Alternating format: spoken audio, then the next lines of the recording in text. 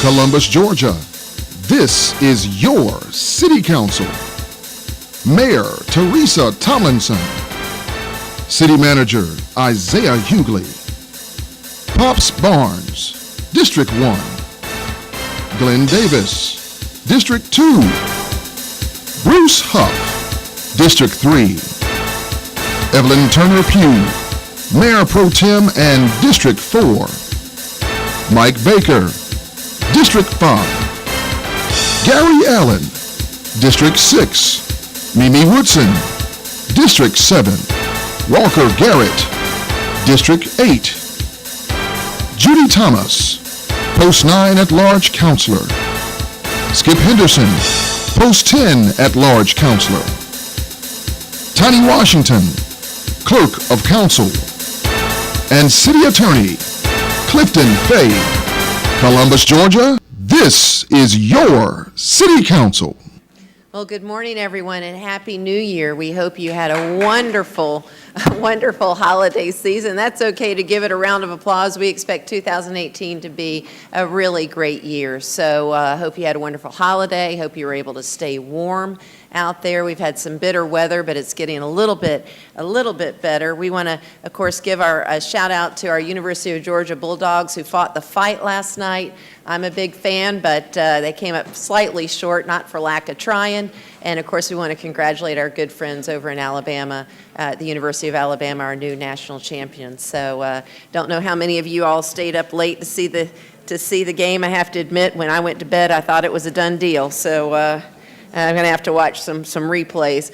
But as you all know, we haven't seen you in a while because we took a break for Christmas and, of course, New Year's, given the way the holidays fell this season on the calendar. And so, needless to say, we have a ton of business. We're going to go ahead and get started, but I want to make two special announcements. One, I want to congratulate personally and on behalf of the city, our Councilor Walker Garrett, who was married over the holidays, and such a lovely, lovely woman, and you're a very fortunate man. So congratulations, and we're so happy for your many, many years of happiness ahead. So. Also, just to let you all know, frankly, because I'm afraid I'll forget come the end of the meeting, we have the MLK Day celebration, the Dream Live celebration on Monday, the 13th. It starts at 9:30 and 10 and 10:30 with the fun run, the MLK 5K and the MLK 10K in the Liberty District. So you can go to columbusga.org and sign up there for the fun runs and the 5Ks and so forth. And then starting at noon, we'll have the Unity Processional, which is a really moving event if you haven't been able to go. It's a very diverse celebratory festival feel. We'll have an area for children, vendors, food, and of course the great Ruthie Foster is going to be our entertainment this year. The international R&B and gospel singer will be here, not only performing, but also talking a bit about her experiences through life that were inspired by the dream of Dr. Martin Luther King. We'll have a few local acts, so come on down and see some of our very talented young people, and a very short statement or two about the inspiration and the continuation of the dream living today in all of us, again, inspired by Dr. Martin Luther King. So that is, Saturday. I think I miscalled the day. It's Saturday, January 13th, and the fun runs again start at 9:30, and the event starts at noon. So come on down in the Liberty District. And with that, we are going to kick things off. We've got the very able and esteemed Reverend Adrian Chester here from Greater Bellwood Baptist Church, and we're glad to have him with us here this morning. If you'll turn on the podium microphone. Thank you, Reverend Chester. Good to have you. Let us pray. God of our weary years, God of our silent tears, God, we stand here at the beginning of a new year, thanking you for your grace to make it through the holiday season, thanking you for your spirit that has allowed us to acknowledge you as being the head of all of our lives. So God, we ask now that your presence will fill the hearts and the minds of these persons who have been entrusted to give leadership to this city, that God, our actions will show your spirit and show your grace, that we will be your instruments for justice, equity, and civility as we make decisions that will impact generations to come. God, we thank you for these, our elected officials. We ask now that you honor every sacrifice in which they have made in order to lead your people in this capacity. Bless their families. Bless every endeavor they set their heart to, that whatever is done is to your glory. It's in the name of Jesus we do pray, and we all said, amen. Amen. Thank you, Reverend Chester, and thank you for all you do and your church does for this community. We greatly appreciate you. And also, now we want to call it the Therapeutic Recreation Participants of the Columbus Parks and Recreation Department. If you all would come forward, let me tell you a bit about them. They're a wonderful group of folks that are very excited here to lead us in the Pledge of Allegiance. And one young man said, "We just want to do a good job." So let's stand with them and encourage them on as they lead us in the Pledge of Allegiance. Another mic for someone else.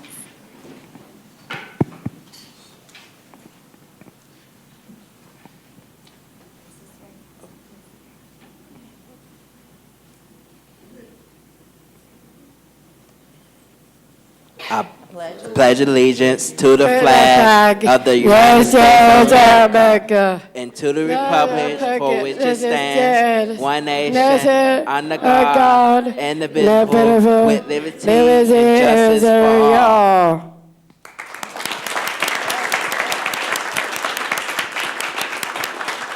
Oh, that was so good. You guys did us proud. So there, be very proud of yourselves. Please introduce yourself so we can get to know you a bit.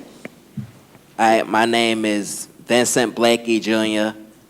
I'm with Parks and Rec, and I'm competed in the Special Olympics this weekend. Great, wonderful, thank you. Hello, everybody. My name is Justin, and I'm part of the Parks and Rec Therapeutics program. And I'm the ambassador of the whole Area 10 Special Olympics, and I'm also an athlete as well. So Great. just want to say thank you guys for allowing us to be here. Thank you. Kim Dutton. My name is Danny. I'm part of Parks and Recs.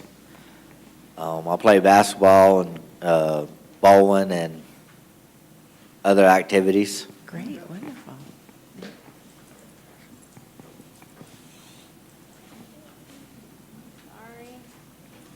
I'm Jacqueline Wilkinson. I play bocce, and I do basketball, skills basketball, and that's really fun. And I won last year. We won that third place for bocce. Wow, excellent.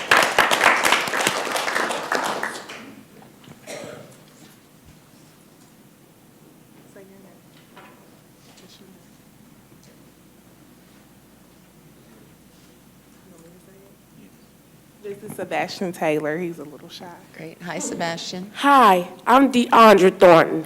I play bowling and basketball, softball. Hi, I'm Damon Hutchinson, and there's Sarah's on this weekend. All right. Oh, my name is Rebecca Seahan. We do swimming and basketball. Wonderful. Vanessa here. Jim, Christmas sports. Tell us we do it. Thank you so much.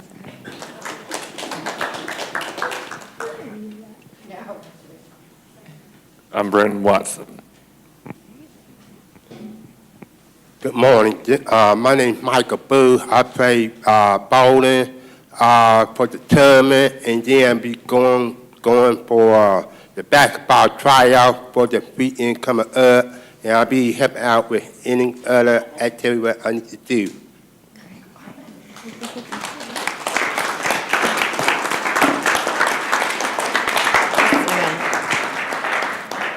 I'm Shahar Thrasher. I'm the Therapeutic Recreation Supervisor for Parks and Recreation and the local coordinator for Special Olympics. So we are going out of town this weekend for indoor winter games for Special Olympics. We're competing in basketball, so wish us luck.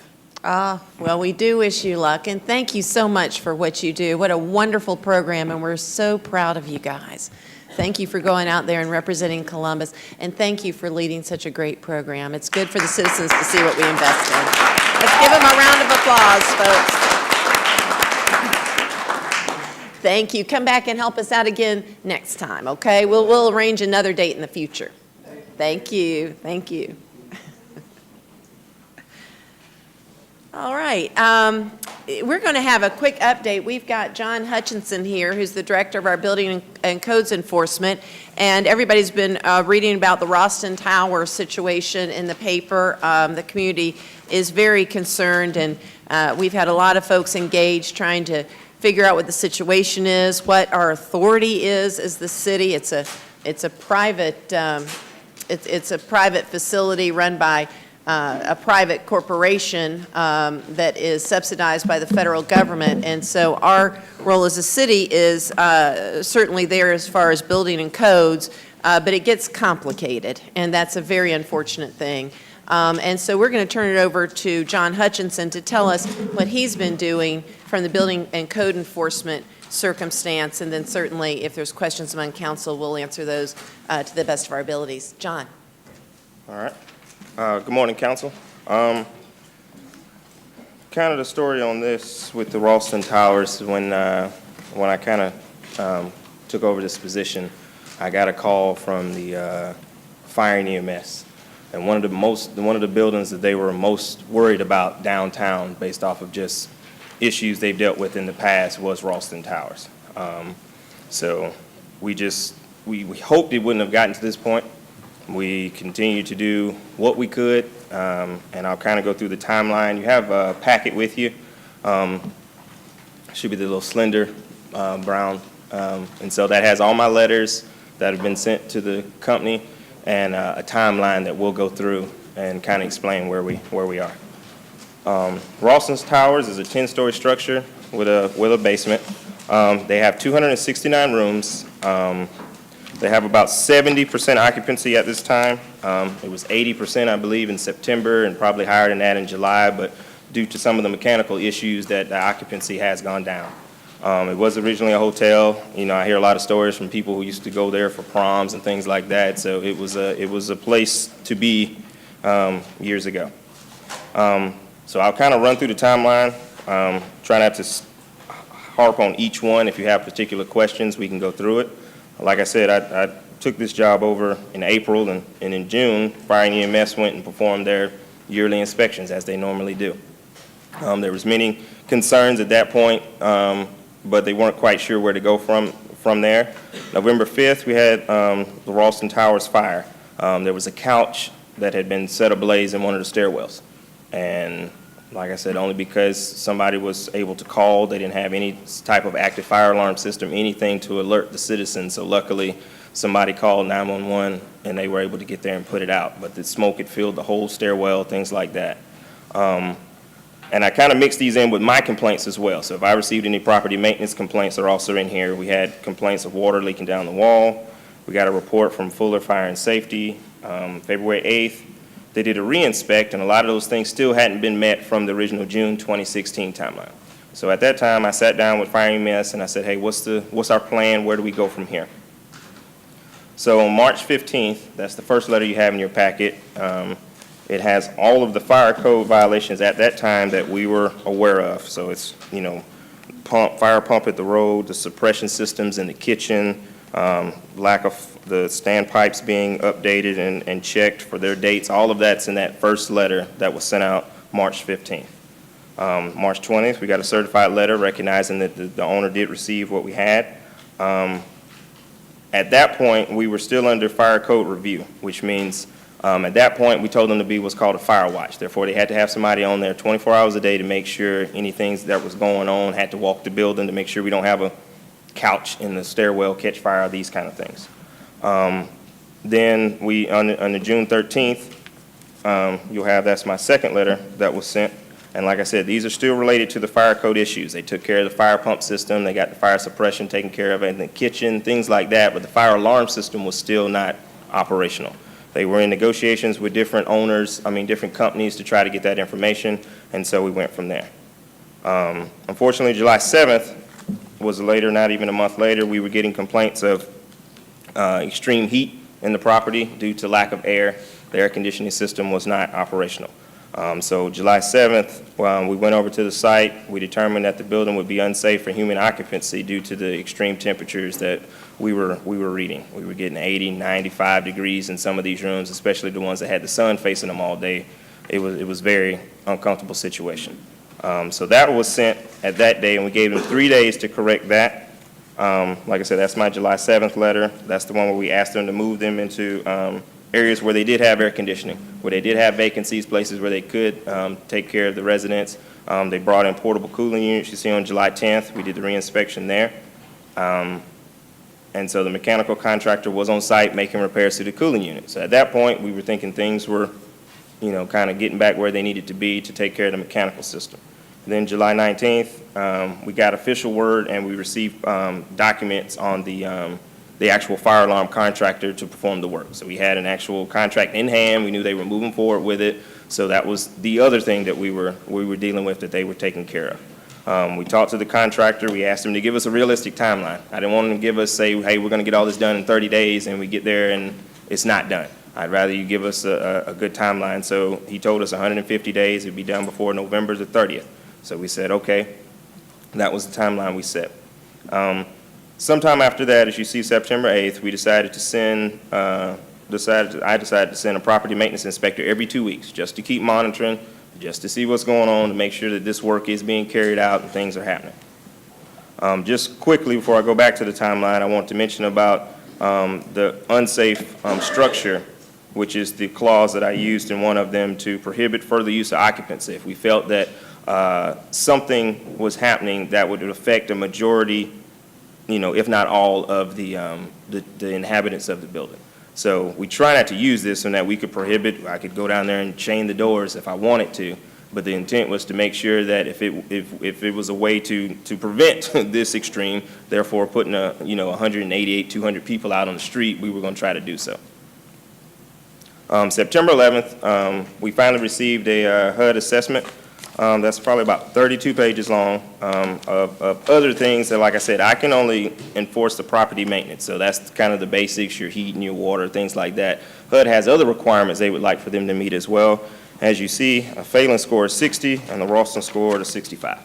So there were many things that they were asking them to get in line, and one of them was the heat and cooling system. At that time, it was still not working. October 27th, we went over for a complaint of an elevator malfunction. Any multi-story building, per the property maintenance code, at least you have to have at least one operable elevator. They have 3 and they're down to 1. So it's on them as long as they can keep that one maintained, but we do, knowing about the elderly population over there, encourage them to go ahead and get the other one finished. It got up for like 2 or 3 months, and then when we just came back last week, it was down again. So, there's not much I can say on that. November 9th, we received a call from the HUD office that the cooling and heating system had not been fully repaired. So we're like, here we go again, because we know that we're going to get cold here coming to the winter time, and if that heat and cooling system is not operational, it's just trading one thing for extreme heat to extreme cold. As you see, November 15th, we followed up on that complaint. No heat in the building, management's notified and awaiting repairs, and at that time, they brought space heaters.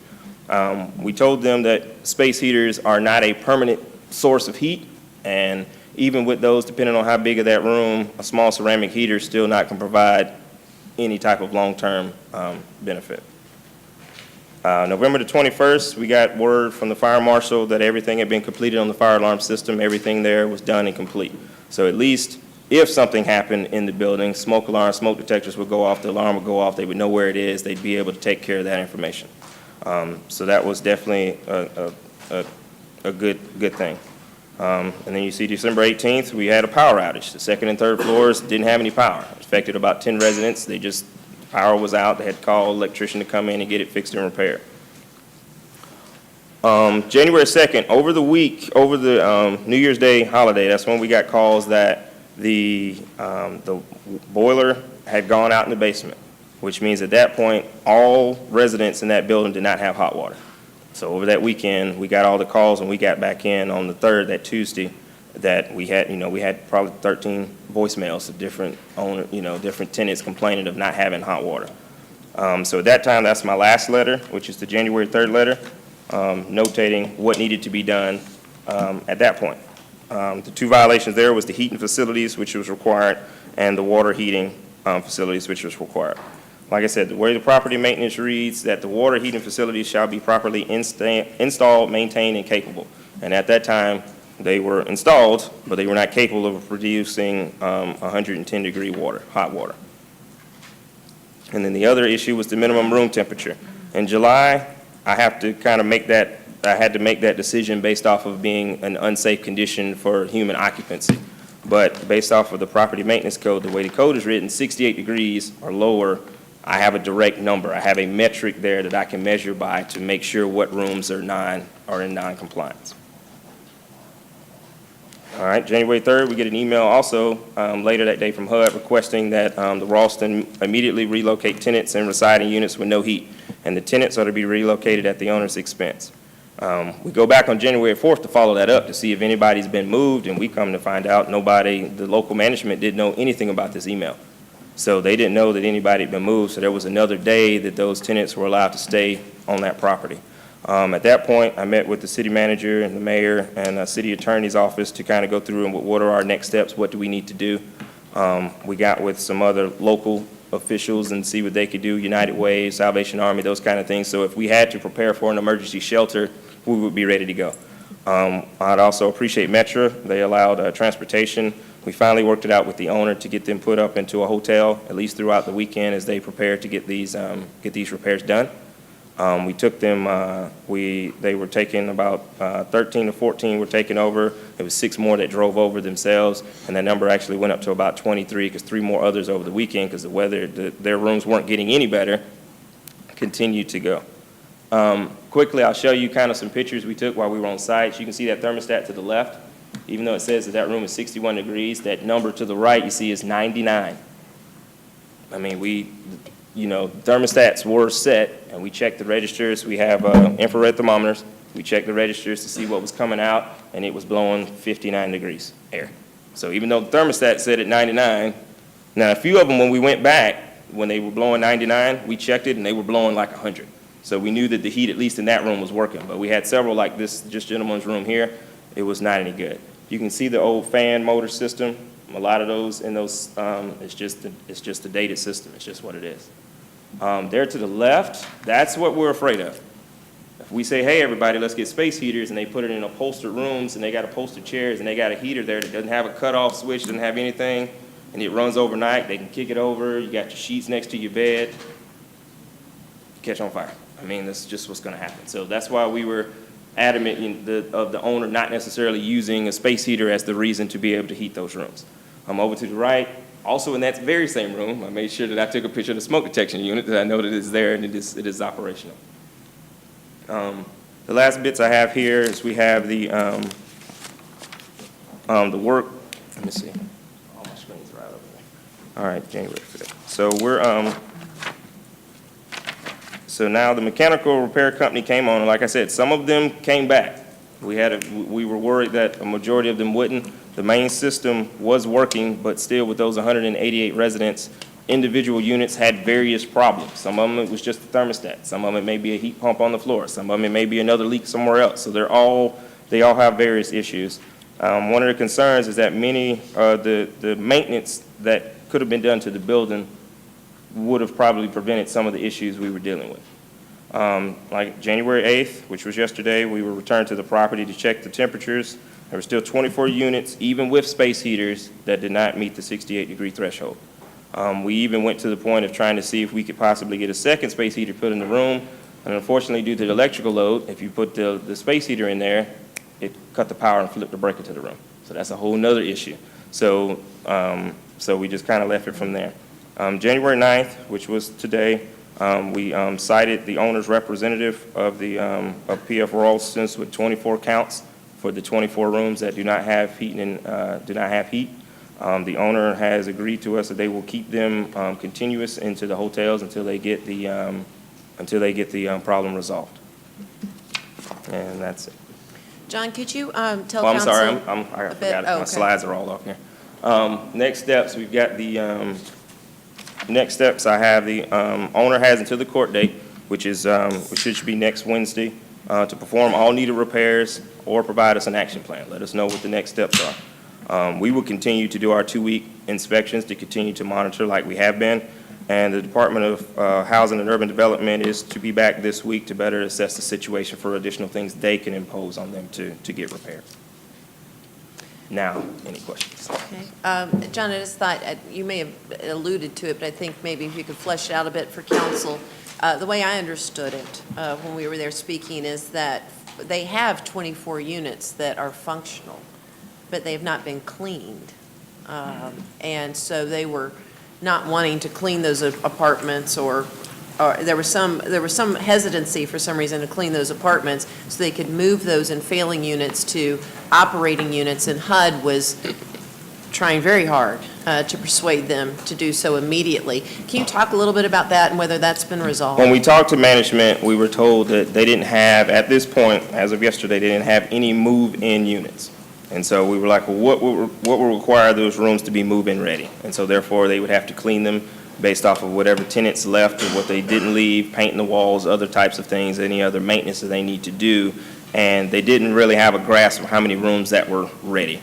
Like I said, if we know we have, 70% occupancy, we have roughly about 80 rooms that could be accessed. But out of those 80 rooms, we don't know which can be used at this point or not. Like I said, typically the property maintenance code is based off of the occupied rooms. So we're checking those rooms that people are in and making sure they are meeting their basic needs. If it's a vacant room, they can be complied by vacancy because no one's in it. So I can't cite them for those other 80 rooms even though they don't have heat, but there's nobody currently occupying them. So that's why we could only cite them for the 24 for the people that are in those rooms currently living in them. Okay. A couple quick things. We'll open it up for council. I had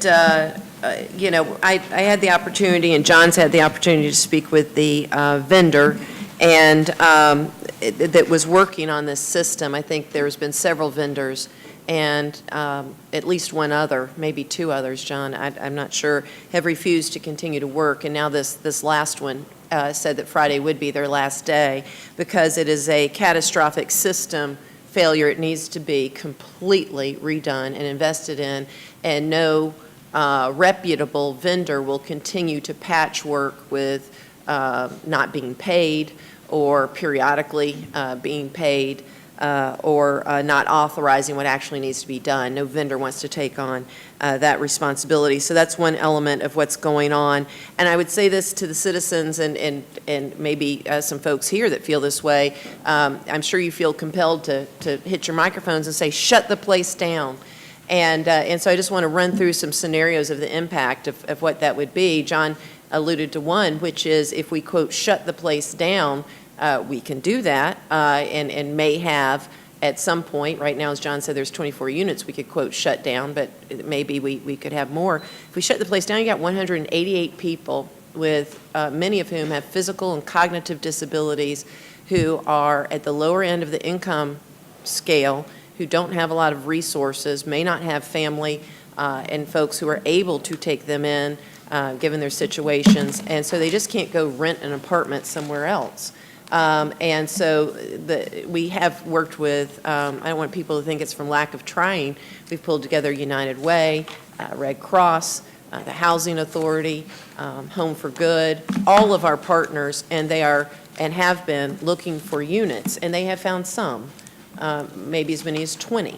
But here's the other element of that, is that, as I said, these units are subsidized, and they're project-subsidized vouchers. So the vouchers do not easily or necessarily follow the individual. They follow the project.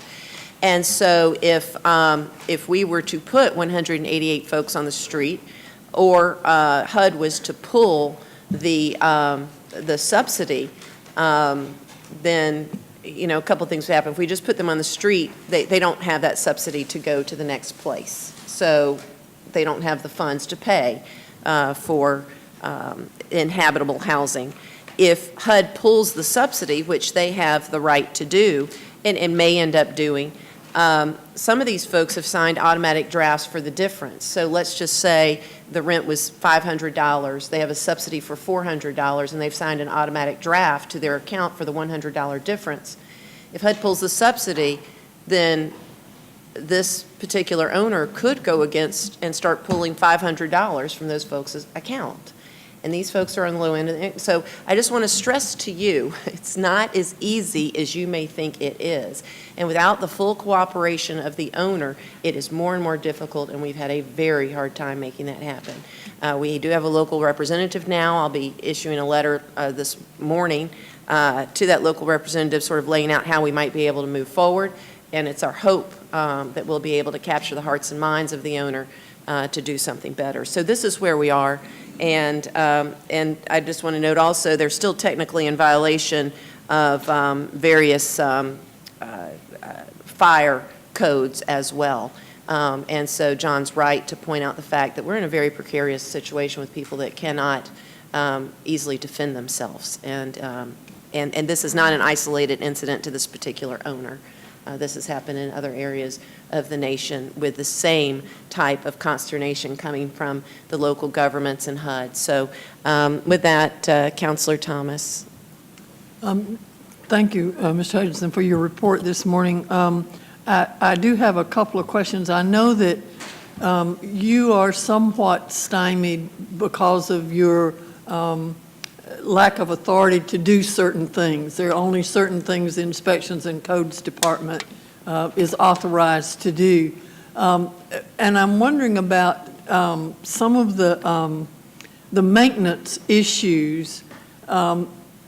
Is it the responsibility of the owner, for example, if the thermostat is in my unit is not working and so I can't get it up to 68 degrees? It's not your responsibility to do anything with that. It's the owner's responsibility. Is that right? That's correct. Typically what we do is when we get any complaint from any property, the first question comes out of our mouth is we say, have you talked to your management company, the person on site, to let them know of the issue? Sometimes that's literally all it takes. Sometimes we may have to go over there and see if it's more of a widespread problem. Typically we go, and that's one of the things we look at. Sometimes it might be operator error. You might not know, kind of how to set it, things like that. And so we don't mind assisting in that part. It's not like we're trying to immediately cite people. We try to work with most owners to get that done. This situation just seemed a little bit more widespread. When we went that last Thursday, I walked through those rooms myself. I went from the 9th floor, 10th floor, all the way down. And we walked those rooms, and we walked in, and it was cold. I had my jacket on just the whole time I was there. And like I said, when I came back Monday, I actually left my jacket in the office. I mean, some of the rooms were starting to warm up. Some of the rooms were meeting that. But as you can see, I have an attachment in there of the 24 rooms. I had one that was 37 degrees. So, I mean, it doesn't matter what, if your thermostat's not working, if the blower that's supposed to push that heat is not working, your thermostat can be fine. You're still having a mechanical issue. There's something else that's not necessarily contributed to user error that's causing the problem. One of the other questions that I have is that, again, I'm not an expert in any stretch of the imagination in this, but it seems to me, and I've had people say to me, why are they giving them so much time to get this done? If you are in a room that is a 38-degree room, why should you have 10 days to fix it? Are those kinds of things set by either our ordinance, or what controls how much time they have to fix the problem? It depends on the severity of the issue and the complexity of the issue. Normally, if it's anything, somebody says they have a toilet or a plumbing issue, we will issue the owner a 45-day letter. They have 45 days to come into compliance for typical things like that. But lack of basic necessities, typically we're within 24 to 48 hours that we turn around and do things if you're lack of heat and air. The consistently working on this project, knowing that it is not just a 48-hour fix, I didn't want to put them in a situation where we know it could not be fixed because of how many units and how many various problems are going on. And then the owner feels that we're trying to gig them. You know, is trying to consistently work with them. And like I said, even throughout this week, we've been over there every other day to see what the progress was. We've met with the mechanical contractor. We know what the issues are, and that's why our intent is to do the action plan. Our other thing is, as the mayor alluded to, is we said, you have, you know, you're only at 70% occupancy. Just moving the rooms where the heat works. And, you know, a lot of this would go away, but those rooms are not move-in ready. So then you're trading one problem for another. Say if somebody had foodstuffs or things that's been sitting in a property for 6-7 months and it hadn't been cleaned, you open that door, you know, you're going to have some other problems. So, you know, that was our concern, and we're trying to work with them because as we understand that we do have a lot of low income, and if we do put them on the street, we have to, you know, if it is at the owner's expense, but because that owner is not local, some of those things you don't, you know, kind of out of sight, out of mind, they're not as proactive as we would be into getting some of these solutions. And one final thing, I noticed that both Fire Chief Myers and Chief Shores are here. I'd like to hear from one or the other of them about what you are doing as the Columbus Fire and EMS to make sure that those fire regulations, are you going over there on a regular basis or, you know, more than every 6 months to make sure that these folks are safe in that area? Right, so typically we don't go except for once a year when those inspections are required, simply because we have to go to so many other facilities throughout the city. We have many foster care homes, personal care homes, daycares, and things of that nature that we also have to give great attention to. We did have one of our inspectors on site when the acceptance test was performed for the fire alarm system in the building. So the sprinkler system has been green tagged in the structure. And it is compliant. As John was saying earlier, there were some issues with the hood suppression system and the fire pump as well. Those have been remedied.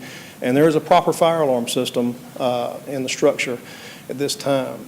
We do not have the record of completion from the installer, which is required by NFPA 72. So that's a technical violation of NFPA 72. So we're still waiting for that paperwork. The information that we have from Columbus Fire Safety is they haven't issued it because they haven't received payment for the install.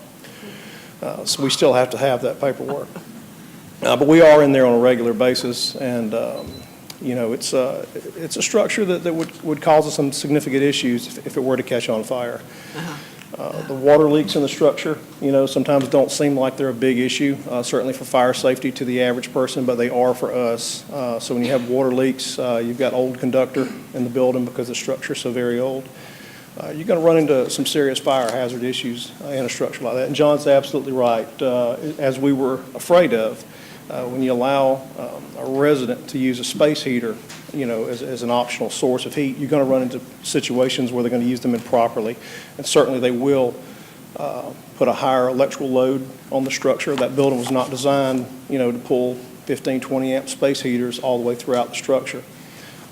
So that's going to tax the electrical system, which could result, you know, in a possible fire hazard, you know, and also the water issues coming into contact with those other frayed conductors can be a fire hazard issue as well. So we are in the structure on a regular basis, checking on its progress. But again, we do have an issue with NFPA 72 compliance, and that we do not have the record of completion in hand. I appreciate both the fire department, EMS, and inspections and code for you guys being right on top of this. And I know that there are certain things that you can't do, but everything that you can do, it sounds like you are trying to do. And Mr. Hutchinson, you said that there's a court date next week, and do we expect that to help to solve some of those issues that are still out there? Correct, because now that it is in the court system, like I said, the judge can direct a court order, give him a continuance, all these other things that I would not be able to do. And like I said, my only options is to cite or shut it down, you know, and so the court will be able to handle those things based off of what has been done or what continues to go on at the building between now and the court date. Well, again, I appreciate your efforts and the efforts of Fire and EMS to make sure that these residents are as safe as we can be. Thank you. All right. Anything else for John? We want to turn him loose so we can get back to inspecting some units. So thank you, John, for your tremendous work. We have such a great team. I know we know that, but when you see them in action, it's amazing, and HUD was impressed, and so thank you for your excellence in the field. All right, and with that, we have our annual audit. We want to call up Ben Rulin and John Fortenberry, our external auditors, and they're going to provide our FY17 comprehensive annual financial report. Good morning, and we also have Angelica Alexander with us, our finance director. Good morning, and Happy New Year. As part of our fiscal year-end process, an annual audit is conducted by external auditors. That audit for FY17 has been completed, and what we provided to you this morning is a package that includes our comprehensive annual financial report. It also includes the management letter from the auditors, as well as the responses to that management letter. As the mayor mentioned, we have Ben Rulon and John Fortenberry here from Albright, Fortenberry, and Ninus. And I'll turn it over to Ben at this time to briefly discuss the audit and to answer any questions from council. Okay, well, that takes care of my introduction. Ben Rulon with Albright, Fortenberry, and Ninus. First off, I want to say we are thankful to serve the community. We take a lot of pride in our profession, and we work hard to bring the city a high level of service. As Angelica mentioned, you got a big white envelope packet in there is the comprehensive annual financial report for June 30th, 2017. As you can see, there's a lot to this. 99.9% of this information is provided by the Finance and Accounting Department. They are in charge of preparing this and do a great job. I believe they're on a 10-year streak of being awarded the Certificate of Excellence by the GFOA, and how many? 27 years? 27 years, and that is no small feat. Our contribution to this large document can be found on page 1 behind the financial section tab. And what this is our opinion. For 2017, we have issued an unmodified opinion, which is a clean opinion, as y'all may know it to be.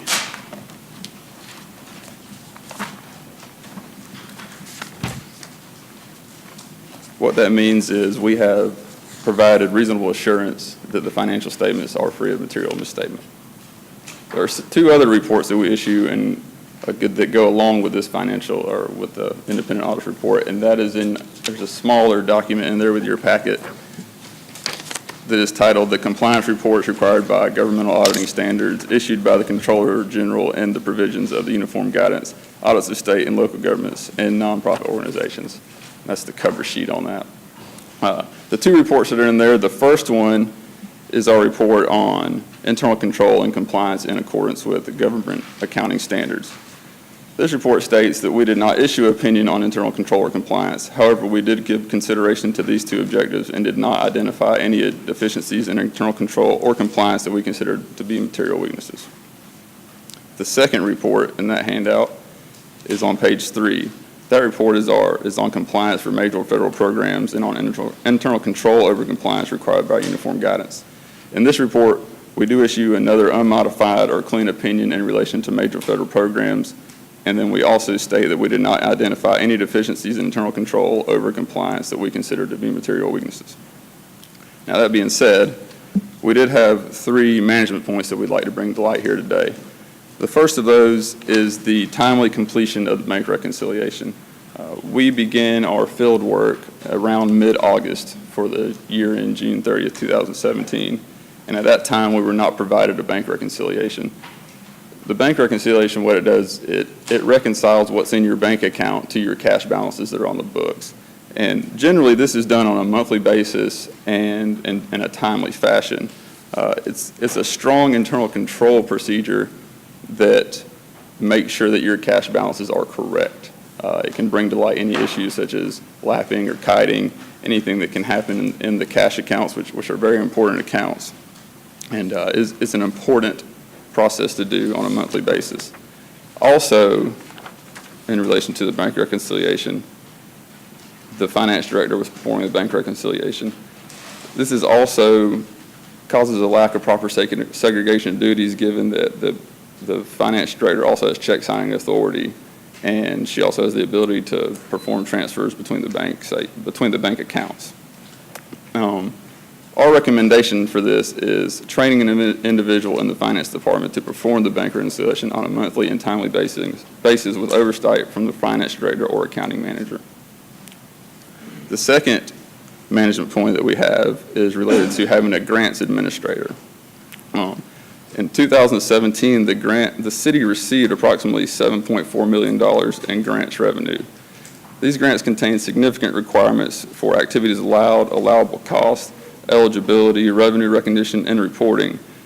They're complex grants, and they need some oversight. You have grants with transportation, housing, CDBG, and issues like that, job trainings programs, victims assistance. There should be someone there overseeing all these grants and the individuals in the different departments that are operating those grants. The third is impairment of capital assets. During our field work, one of our auditors was out at the landfill on Chautauqua Road and noticed that there was a piece of equipment who had been destroyed by fire. After seeing that, we went back to the accounting records and noticed that that piece of equipment was still on the books at full value. There's a GASB statement, GASB 42, that requires any time an event or change in circumstance that could have an effect on the service utility of a capital asset, a test of impairment should be conducted. Our recommendation is that on an annual basis, there is a process in place where we review and make sure that these assets that may have been destroyed are reconciled to the financial statements. So those are our management points. We've discussed them with Angelica in depth and have accepted her response. One thing we'll say to that is these three items can be remedied with an additional support in the finance and accounting departments. It would take one look through this CAFR to realize that this is a very complex document, and the financial reporting that you do is very complex. And Angelica and her staff are up against a lot and could use some help. So with that, I'll open the floor to any questions. Does anyone have any questions then? I appreciate you saying that about staff. It's one of the hardest things to fund for some reason, staff positions. But there are some that are just critical to the operation, and so hopefully you're making it to the right body. These are the folks that will make the decisions, and Angelica, I think you need to at least make a note that when we're doing the proposed budget, something like this should be in there that you feel we can recommend to council that will satisfy this, so then they can consider and make a decision. Okay. So, we have Councilor, I'm sorry, Mr. Manager, and then Councilor Davis. Madam Mayor, if I may, before you get to the questions, I'd like to have the finance director to respond to the three findings and talk about those, and then follow with questions. Absolutely. Thank you. Angelica, sorry. Right, so as Ben mentioned, those were the three issues that they identified as they conducted the audit for FY17. Sorry. And Madam Mayor, as she pauses, let me just say that the response to the three questions you'll find in your packet, so you may want to take a look at her response. Right, so in regards to completion of the bank reconciliation, that actually was one of the first things that I was tasked with when I was employed with the city back in 2008, was reconciling and completing the bank reconciliation. I've done it, or have done it, for a very long time. Unfortunately, this year it was completely unavoidable as far as me conducting the bank reconciliation. I had a long-term employee that would out on leave, was supposed to be for a 6-week period of time. That 6 weeks turned to 12. When that individual returned back to work, the next week they quit. So without the depth of professionals within the department, like I said, unfortunately this year, me performing the bank reconciliation was completely unavoidable. But I have been training staff. The staffing that I have in place are fairly new. Most of those individuals were brought on through the budget process, so, May and beyond was when the staffing that I have now came on board with the city. And so I have been training that staff to conduct the bank reconciliation and to perform that process, so this won't be an issue next year. And in regards to the grants administrator, we'll consider the feasibility of adding a grant administrator. We'll present this, see if it's feasible for us to present as part of the FY19 budget process. Ben mentioned that we have several grants throughout the city in Metro, CDBG, and actually for those particular grants, the department that is responsible administers those grants. So it's not as if we don't have any grant administration out in the field. Like I said, Metro administers their grants, the grants that they receive from FTA. Our Community Reinvestment Director, Laura Johnson, and her staff, they administer and oversee the grants that we receive through CDBG and Home. So, like I said, we do have a considerably lean staff within the finance department. We would most certainly always welcome an additional position, and so we'll see about recommending this position to council during the next budget cycle. In regards to the impairment of the capital assets, we do our best to make sure that we have all assets on the books that are supposed to be, and all assets that are not supposed to be, that those have been properly disposed, and this one just missed us, so. All right, great. We have Councilor Davis with questions. Thank you, Mayor. I just want to highlight some important facts dealing with this audit. I think from time to time, I think we all as council members here in the community concerns about how finances are being managed, or how money is being used, or how money is being moved around, mysteriously, all that kind of stuff. But,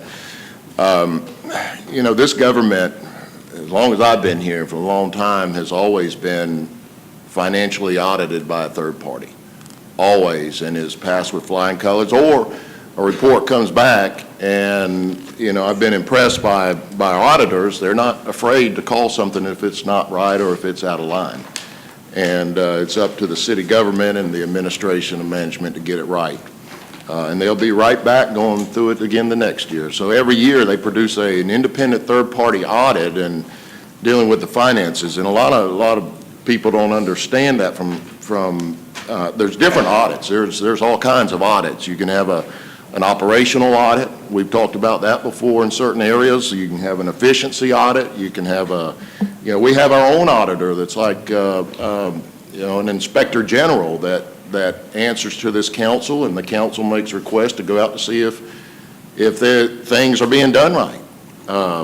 Dealing with waste, fraud, and abuse, or compliance. Those are other kind of audits that you have. But at the end of the day, if any citizen, Mayor, and this is important, if any citizen wants to see where the money is in this government and where it goes, it's all right here in this green book. Now, it's a comprehensive report, and it may take you a little time to understand it, but it's right here, and it'll tell you every place that the money has gone that was spent year to year, in what department and for what it's done. So there's nothing hidden. It's all right here. You just got to take the time to get in there and to find out what's going on. So I just wanted to highlight that, Mayor, because I personally have heard some concerns by constituents, and I would have to sit them down and explain it, but a lot of people watch this broadcast, and this is really an important part of this government every year. Our auditors come and do exactly what they've done here, and we get this report right here, and this is available to the citizens. Yeah, excellent point. Thank you. And it's online, right? That is correct. Yes, okay. It is online. And so we've got now Councilor Thomas. Ms. Alexander, I want to go back to one of the things you said about we have grants that are administered by different departments. And I know we have Metro grants and CDBG grants and all those kinds of things. But we also have, on the city manager's agenda today is a request for a family court, I believe it is, grant. If we were to hire this grant administrator, would it be feasible for those grants to all be administered under this one source rather than having the different departments administer those grants. And I'm thinking that if it would necessarily have to be someone who had not only financial knowledge and expertise, but who might have the expertise to know what the Metro grant needed to be, for example. Right. And let me just first say, and certainly I'd like to hear your response, but, and Councilor Thomas and members of council, I know that you know that those are very technical grants. And I could point to Laura Johnson. You know, we had previous community reinvestment managers, and they were great. But you saw what happened when Laura Johnson came on board and how we reduced the size of the department. We reduced it from a department director to a division manager because of lack of funding. And then we brought her on board, and with her expertise and relationships with HUD, there was money. And so we were able to revive that department, bring people back. We were able to do some specific grants for elderly, home repairs and so forth, and all kinds of things. And then the Metro grant is also technical. Right. And they have triennial reviews, and they're very technical. Now, some of the court-related grants are not as technical, but for HUD, CDBG, Metro, even a job workforce investment, very technical, and that's a grant. And so I think we could have a person who could have some general knowledge about the technical aspects of those grants and could provide some oversight, could monitor, audit, and do things, but to get in with their sleeves up and know all the technical components of all of those different grants, I think would be very difficult, and we would stand the chance to miss out on many financial opportunities, benefits to our citizens.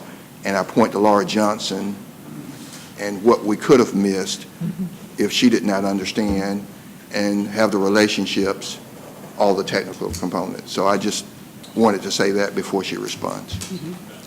And I agree. I agree with the city manager's point. This individual could work very closely with other departments such as Metro, CDBG, and WIOA, but as he mentioned, those are very technical in nature. It requires really a lot of knowledge and skill as far as that individual area. So I wouldn't foresee that this particular position really getting too involved in those particular grants. But as he mentioned, we have other grants. I mean, we receive grants that are really one-time in nature. You know, a department there may be some grant award that's put in place for us to buy some equipment, some specialized equipment. Well, you don't have departments that go out and get these particular awards. They're not very knowledgeable or very skilled in the area of, grant, understanding how the grants work. And so that individual could most certainly and would definitely help those types of departments, the ones that are not as technical in nature. But I would agree with the city manager. Yeah, and I failed to mention the Columbus Phoenix City Transportation Study Grant, the planning grant through the planning department. Those are really technical. Yeah, I know that we have a good many of those technical questions, and that was one of the reasons why I was asking this.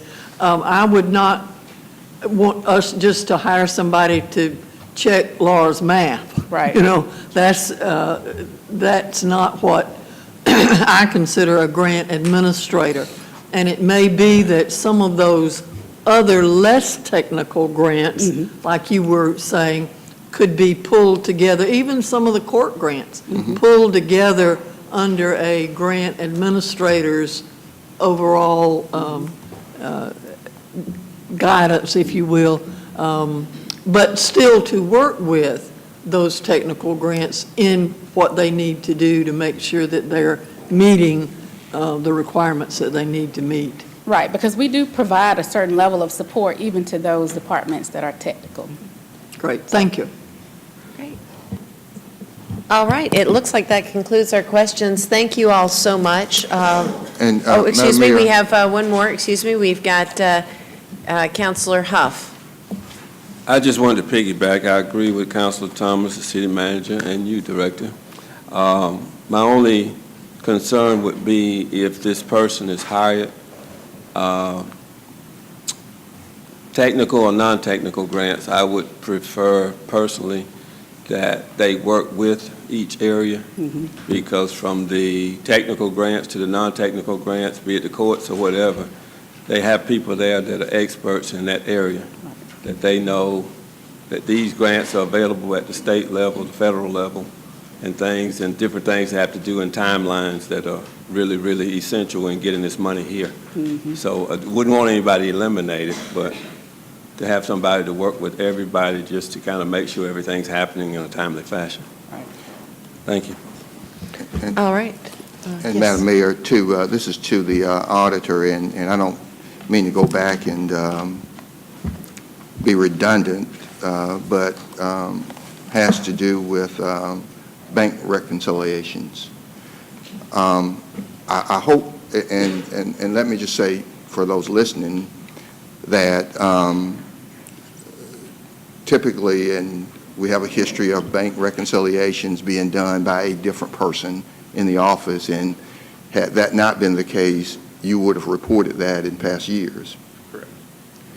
And so because we've had a turnover in staff, lean staff, it took you some time to hire an assistant director, for example. Your division manager, accountant was out for some time, and that person has had more than 30 plus years here. And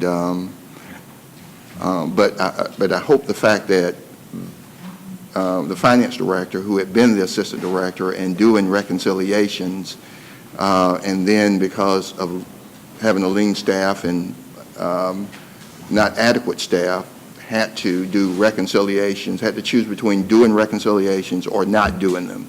Yes, sir. And she chose to do the reconciliations.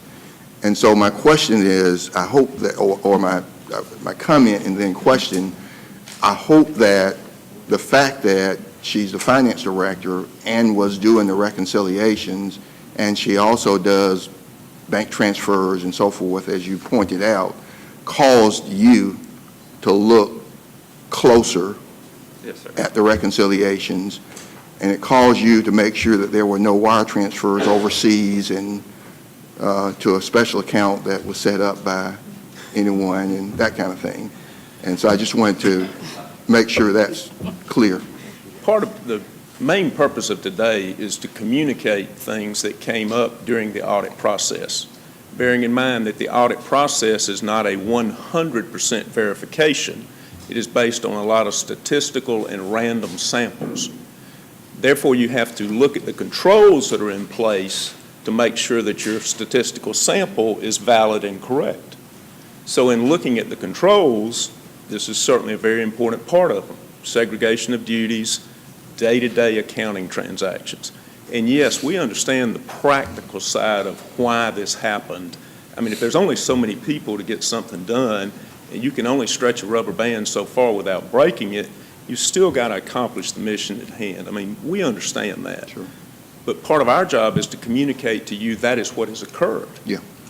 And that your accounting department in financial reporting, we live in a complicated world. And I'll give you a real-world example of it here in the recent past. The new tax law that just passed. And some of us are under the misconception that is a tax simplification act. It's 600 pages long.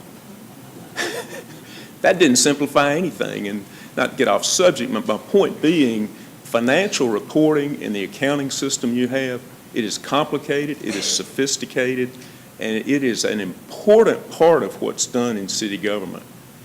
And the investment in personnel, training, succession planning, those are all, they're more than just buzzwords. They've got to occur because you're going to have turnover. 30-year people walk out the door. I mean, to go back to your question, and I got off track there a little bit, we certainly did the testing that we were supposed to do. We're not aware of any offshore accounts that have benefited anyone. But you got to have the system in place. And in order to do that, you've got to have necessary trained personnel available to do it. Sure. That's really the purpose in bringing this to life. Thank you. And I appreciate you Yes, doing sir. that and looking a little closer as well. Thank you. Thank you, sir. All right, thank you all very much, and appreciate you. And going back to something Councilor Davis said, folks can find this online. And the other thing to note is that municipal accounting is not like your personal home accounting. Just because you handle your tax returns in a particular way or keep your small business records in a particular way, it's very, very different. So when you look online and you're looking at these reports, if you have questions, you can shoot them to our finance director, and she can perhaps explain to you how these things are actually recorded and why they're recorded that way and so forth, because we get a lot of questions like that. I remember one gentleman came forward and somehow had, I can't remember exactly, but the equation was he took the total value of our capital projects and in some way added it to the operational budget, and it's just not the same. It's completely different. Yeah, and there's reasons why for municipalities we don't auction off roads and bridges and sewer systems. We don't sell parks and things like that on a regular basis for profit. So anyway, thank you, and it's always very educational when you guys are here, so we appreciate you. Mayor Pro Tem, did you have something? I'm trying, there you go. Not necessarily the auditors, but to the finance director. Now, we have these issues with lack of personnel, and bank reconciliation is a very vital part of the operations. I don't think you need to necessarily wait till the next budget process comes up. If we got issues in finance because of lack of personnel now, we need to look at it. And if something needs to be done before the next budget year, it needs to come back to council. And council needs to make a decision. They're either going to fund it or they're going to let it go loose. Sure. And Madam Mayor, and let me just say, I know that training is being provided, has been provided to make sure that the experience that walked out the door is replaced, and we're able to do that separate and apart from the finance director's duties. So we understand that, Madam Mayor Pro Tem, and certainly we'll come back to you if we feel we need to make sure that those duties remain separated. And we want to make sure that next year when they do the audit, that this doesn't come up Oh, again. absolutely, absolutely. And Madam Mayor, I'd like to take this opportunity really to thank our finance director and the finance staff for the great job that they do with limited staff. And I know it was mentioned earlier that we've received the budget award for how many years? Oh, that was the comprehensive annual financial reporting yes. award. It was 27. 27 years. And the budget is 26. Yes, I believe. and I think, and I heard, and this is, I want to congratulate and commend the school district, but I think I heard their comprehensive financial report, and they won an award, and it was announced in recent months, and it was their first one. Oh, really? And, but I just want to say that we've gotten it for 27. 27 years. So congratulations. That's friendly competition to all our school board folks are hearing that. So again, thank you all. Thank you for the good work you do. Appreciate you. All right. We have a bunch of folks here that are trying to make donations to the city. And what inevitably happens is that the poor people just trying to give us something for free to help the taxpayers wait 4 or 5 hours for us to go through our entire agenda. And they're so exhausted and have missed so much work that, frankly, they want to take it back. So we've decided to call those couple of things forward, so we're going to turn it over to the city manager. It's from his agenda, which is right at the end of the agenda. So if you want to call those couple of quick things forward so council can assess those offers to donate things of value to the city. Madam Mayor, thank you. And the first donation, we've got Marquette McKnight here representing Together 2017, and we've got Holly Browder with her, our Parks and Rec Director, and they made a donation to us last year, and we appreciate that. Thank you. And they are coming to us again with another donation, and we're asking approval to accept the donation of a fitness park from Together 2017. It's valued at $73,650, placed at Rotary Park, and will be known as Fitness Together at Rotary Park. And we're asking that you approve accepting this donation. But Marquette McKnight is here representing that organization. Did you want to make a comment or say anything? Not at all, thank you. Okay. Got a motion and second for approval.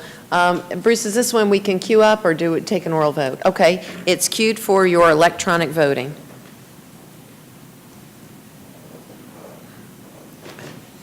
And it passes. Thank you. Thank you very much. Appreciate that. And Madam Mayor, just quickly, we have very generous people in corporate and citizens here in Columbus. And on my agenda also is a donation for Cooper Creek Tennis Center.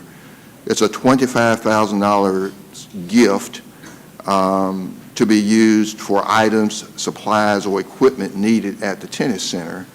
And the donor wants to remain anonymous. That person does not want their name made public. And so if you're willing to accept the $25,000 anonymous. All right, we've got a motion and second for approval to thank this most generous donor. And Bruce, is it queued up? Okay, it's ready for your electronic vote. And it does pass. And Thank you. the final donation, Madam Mayor and Council, on my agenda is for Fire EMS, and I know that they are represented here. Requesting approval to accept the donation of 74 self-contained breathing apparatus, 100-plus masks, and miscellaneous parts from the Fort Benning Fire Department. This donation is part of the public-to-public initiative through the federal government, which allows government agencies to donate items to local jurisdictions. We've got a motion and second for approval. Seeing no discussion, Bruce, would you please cue it to vote? And it's ready for your electronic voting. It does pass. Thank you. Madam Mayor. All right, and thank you all, those who take the initiative to donate such things. It helps us out and is budget relieving, and we greatly appreciate your generosity.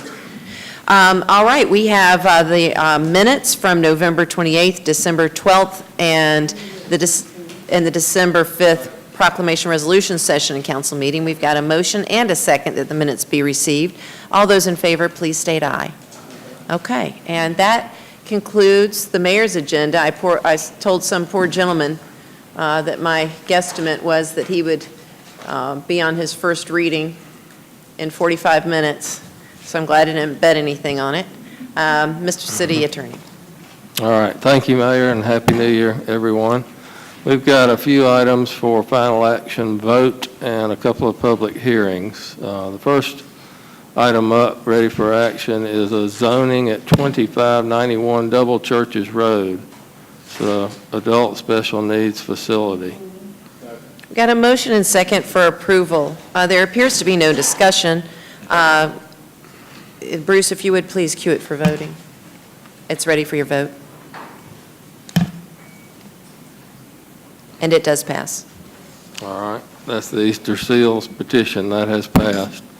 Next item is 2611, 2617 Warm Springs Road, going to residential office and on-site parking and office, but it's ready for action. Got a motion and second for approval, and there being no discussion, it is queued for your voting. And it passes. That passes. Next item up is a public hearing. This zoning item is at 5344 Kolb Avenue, delayed from December. It's proposed zoning, general commercial for pest control building and banquet facility. It's recommended for conditional approval. Is the petitioner here today? Okay. You can come on up, sir. I don't know. Let me ask if there's anybody here opposed or anybody else want to be heard in the audience? Okay, any questions of council? Right. Yes, we've got Counselor Garrett. I just wanted to clarify, because I think some of the counselors may have had questions. Basically, they reached out to me, and it's not what y'all are thinking about when you think of a pest control building. It's like a continuing legal education type thing. That's why it fits in with the banquet facility, and it would also be used for charitable type events. But Bellwood's in my district, and I've talked to the owner, and it seems like it would be a good use. It would not be inconsistent with other things, and that they're right along that street. And I'm in support of approval. So. Okay. You don't have to make a presentation. If there are no other questions, they will vote on this matter in 2 weeks at the 5:30 p.m. meeting. All right.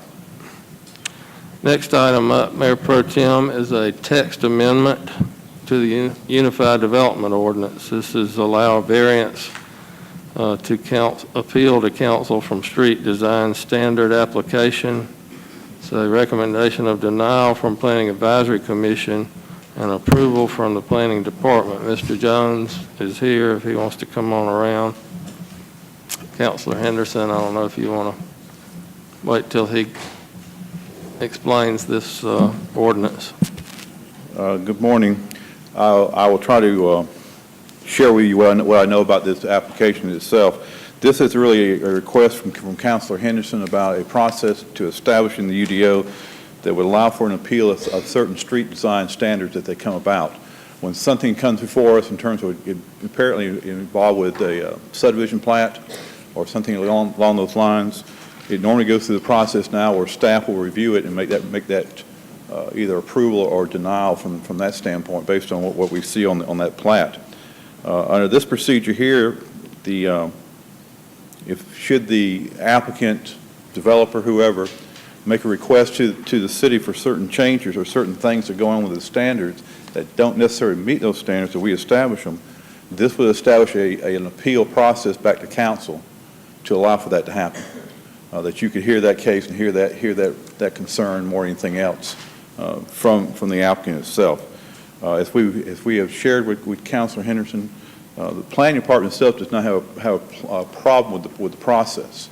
I mean, if we so feel that there's a need for this, we certainly are amenable to that. But we've also expressed, though, that we may come back when an appeal is made that we have some difficulties with making that recommendation back. This is not an automatic guarantee. Everything we look at in dealing with especially the subdivision process is now deals with primarily with public safety more than anything else, and looking at how we maintain those subdivisions, how we get vehicles in and out, particularly emergency vehicles, how we get public service or public works trucks in and out of the site, make sure that we can handle those kind of situations. That's not to say that staff is infallible, but we do look at that now and try to maintain that. But the process that's established here, planning department really does not have a real opposition to it. All right. Any other questions around the table? This sets up 4 standards that have to be met before all 4 have to be met. Councilor Davis. Well, if I could, let me make a quick comment. It's okay. Let me make a quick comment, kind of explain the rationale for this. You know, the UDO, we adopted that thick UDO many, many years back, and we recognized that it was almost impossible to vet every single situation that was addressed in that UDO, and we acknowledged that it was a living, breathing thing, and that as we uncovered instances where perhaps it could be improved upon, we would address it. This whole thing came about because of a developer who asked me to take a look at a lot he has left in his development. Has somebody ready to put a house on it and start paying taxes? Our folks did a good job because based on the limited latitude they had no choice but to deny it by the letter of the way that section of the UDO is written. This is not to open a floodgate where people can come ask for consideration for things that obviously don't meet our design standards. This is for the very rare incident where there's in my mind, in this particular instance, a logical request and a reasonable request to evaluate. The problem is there's no avenue that exists for a citizen of our community and somebody who's developing parcels of property within our community to ask somebody else to look at it. And it's highly unlikely, but the possibility exists that on occasion some of these requirements could be a little bit too strict for the particular item that's being considered. So all this is trying to do is provide an avenue for our citizens to be able to explain what they're trying to do and see if it's possible to move forward on it. So that's it. All right, we have Councilor Davis. I appreciate the explanation and discussion. Were there any concerns, Mr. Jones, Director Jones, were there any concerns by the Planning Advisory Committee, and if so, what were they? Councilor Davis, I apologize. I should have had the actual minutes from that meeting with me this morning. I don't have them. My understanding is they just didn't feel that there was an actual need for this process to be put into the UDO itself. They felt that everything was pretty much working as it should be, and that was their real understanding and reason for recommending denial for this request. Okay, thank you. Okay. And we have, I thought we had one more. All right. Okay. If there are no other questions, then we will bring this back in 2 weeks for a vote.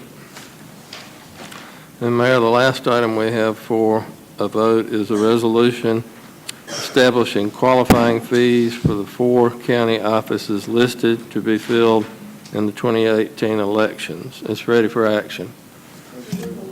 Okay. We've got a motion and second for approval. Seeing no discussion to the issue, it is, Bruce, queued for voting? Queued for voting. And it passes. All right. Thank you, Mayor. The only other thing we would ask for is a short executive session on real estate acquisition and litigation. Okay. Thank you. Thank you. We will turn now to the public agenda. And we'd like to call forward Ms. Susan Gallagher, who's representing New Horizons Behavioral Health. She would like to speak to us about the Homeless Point in Time Count and Project and the Homeless Connect event. I see she's got some of her great partners, our great partners, with her, so welcome. Thank you. I've brought with me today Pat Frey from Home for Good with the United Way of the Chattahoochee Valley, and Kim Taylor from New Horizons Homeless Outreach Program. And I'm going to turn it over to these two ladies who are experts in the area.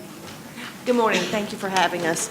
As Susan mentioned, I'm Pat with Home for Good at the United Way. And each year, we're required to complete an annual point-in-time count as required by HUD to enumerate and assess the homeless situation in our community. This year, we'll be doing that on 2 days. It'll be January 22nd and 23rd. On the 22nd, we will be going into all of the shelters in our area.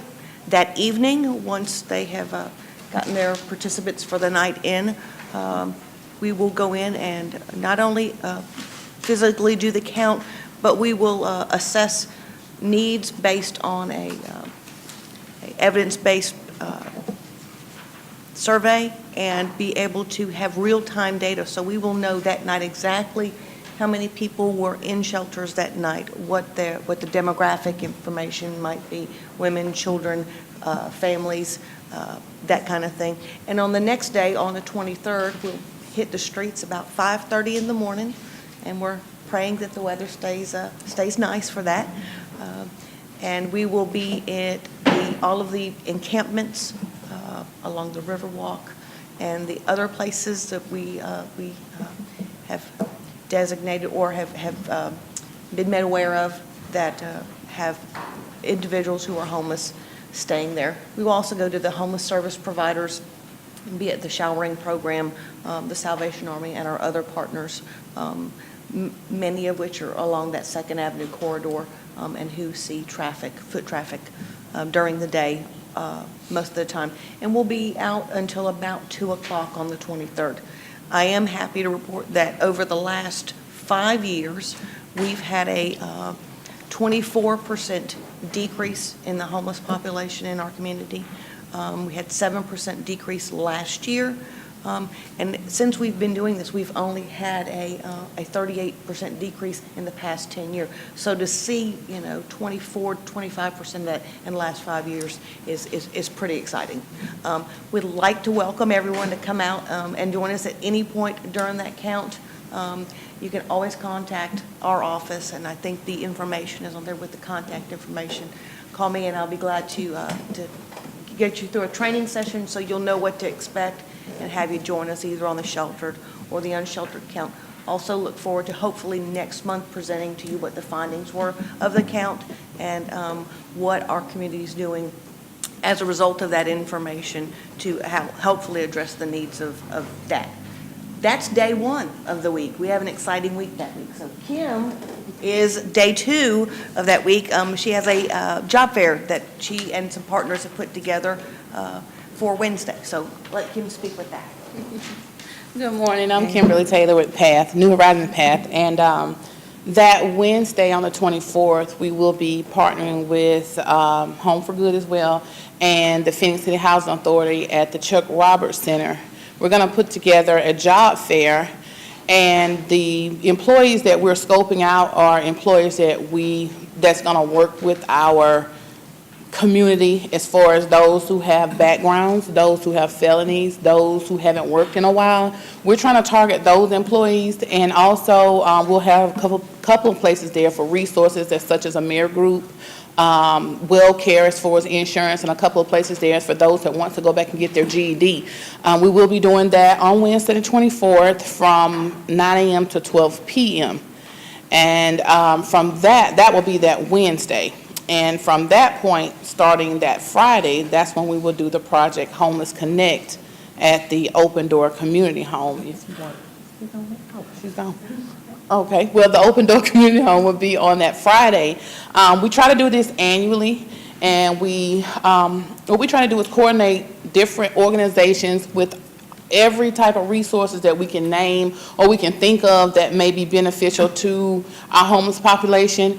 We set up tables, and we also feed them at the end of the day a nice full course meal. We have giveaways. We give away hygiene products. We give away blankets.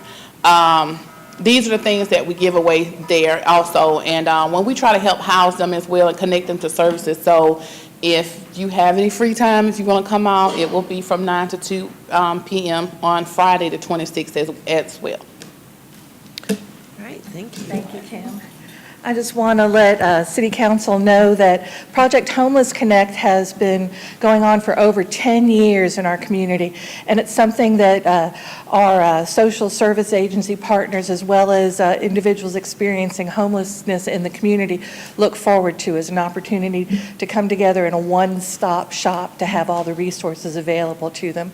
In the past, we, New Horizons, have received funding from the Georgia Department of Community Affairs to help host Project Homeless Connect, but because of budget constraints at the state level, those funds weren't made available. But New Horizons feels that this is such an important event to offer to the community that we've decided to keep it funded and keep it going. So encourage you to come out. I know Kim and her folks could always use help on the food service line if anybody would like to come out that day and give us a hand.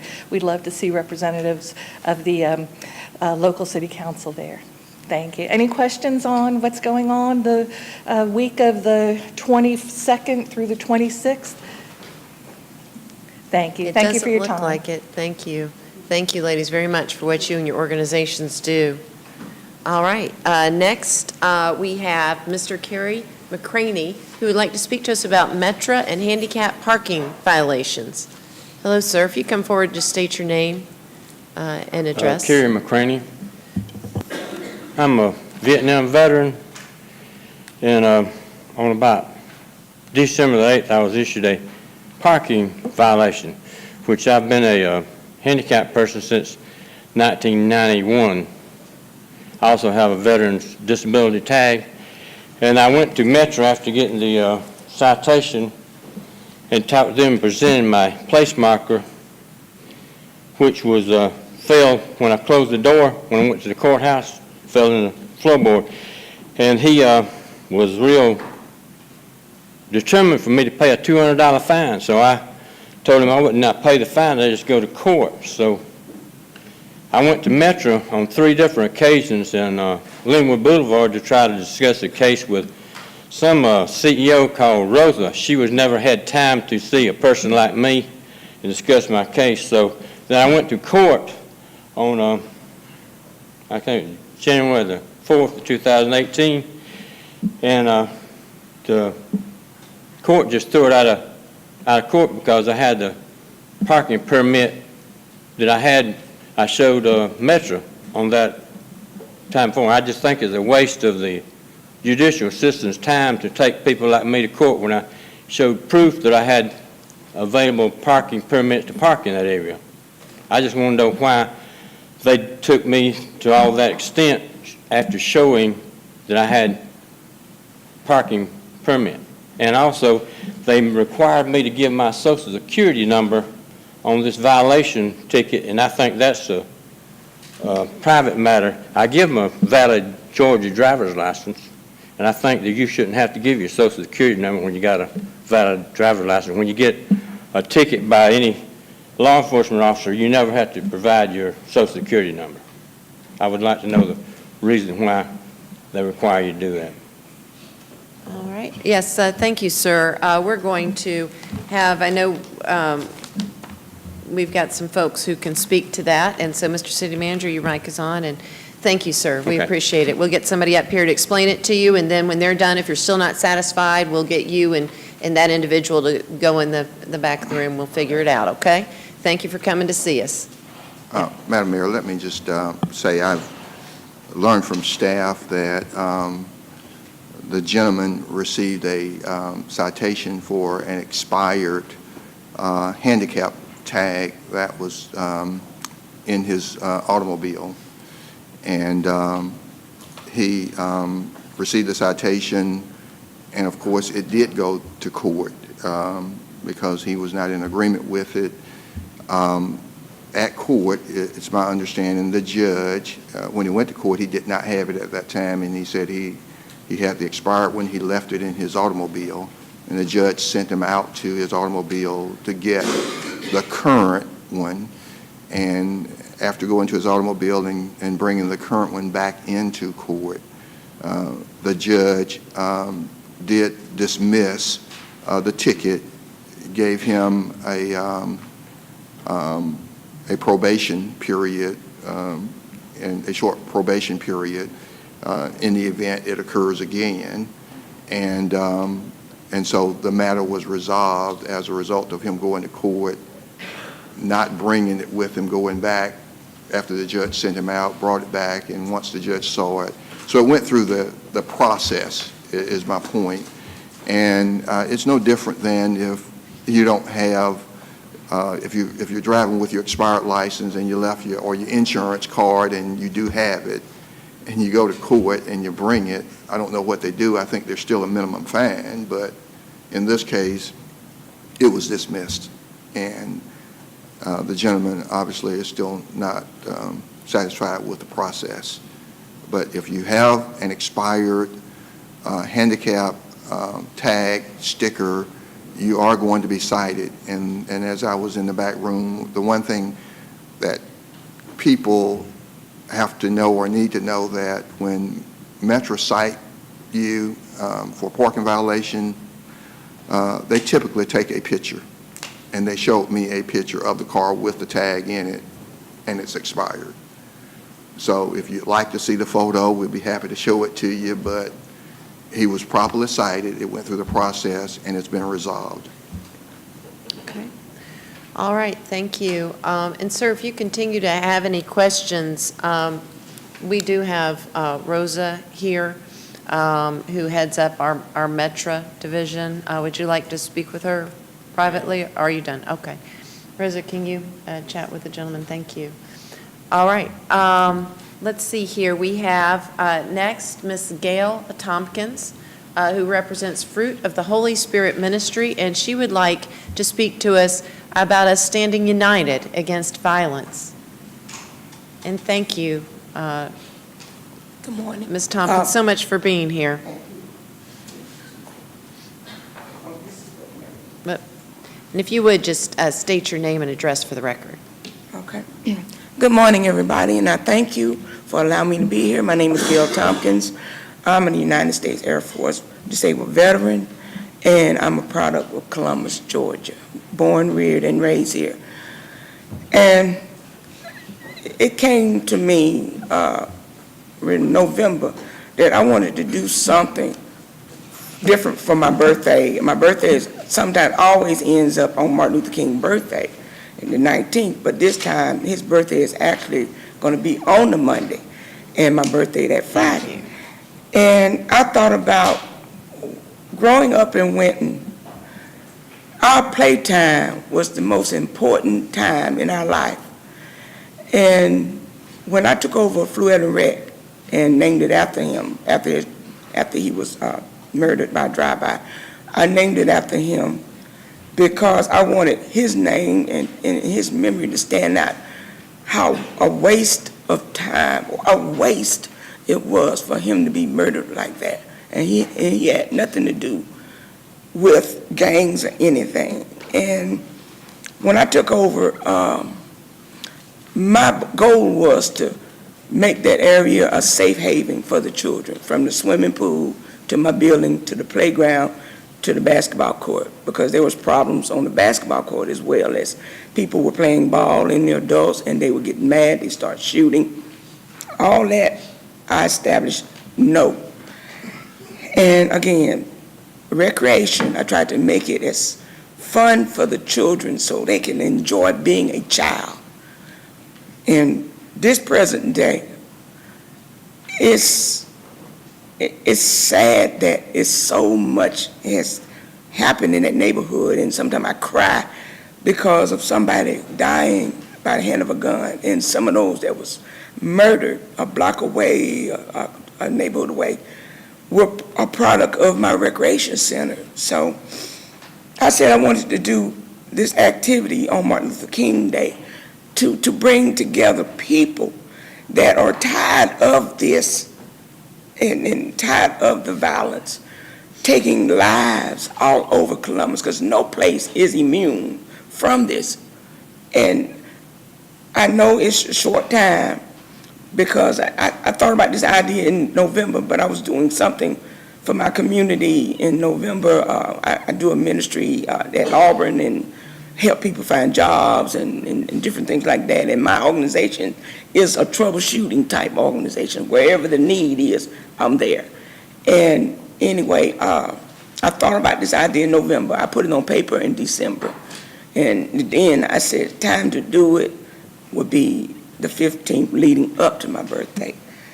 And I just want to ask the city council, would you all help me in getting the word out to the communities, to the organizations, to back up myself and Save, or the Save organization, with this venture, and to help promote some peace in the neighborhood, some recreation. Because like I said, during my childhood, we had so much fun just being children. We wanted a swimming pool in our backyard. So me and my two brothers, we got out in the backyard and dug a big old hole. We had gray dirt back there, but when we filled it up with water, it was black. But we didn't care. We just had a swimming pool, and it was like our own Green Island here. Anyway, I just would like for y'all to pray for me and keep me uplifted and continue doing the job that you do so well here in Columbus, and I appreciate everything you try to do. And I don't know if my venture is in, other people are doing a lot of things for Martin Luther King Day, and I wanted to get the word out to say, if you got 5 minutes, that morning we want to walk through the neighborhood like Chad did back in '93. I want to do a mock Olympics, just track and field events, let them run, getting children out of the neighborhood and all over that want to be a part of it. And then that evening, do a creative night of talent at the Recreation Center. And I witnessed that kind of event at Military Library, and it was awesome. You had youth and adults doing music, doing talking. It's a new type of ministry, and singing. It's okay. You've got. Okay, I got 8, 7 minutes. But anyway, that's what I want to do for that evening, that afternoon, and needing food and water and things like that. But that's basically it. And I just want to thank you again. Any questions? Ms. Tompkins, I just want to say thank you so much for what you're doing.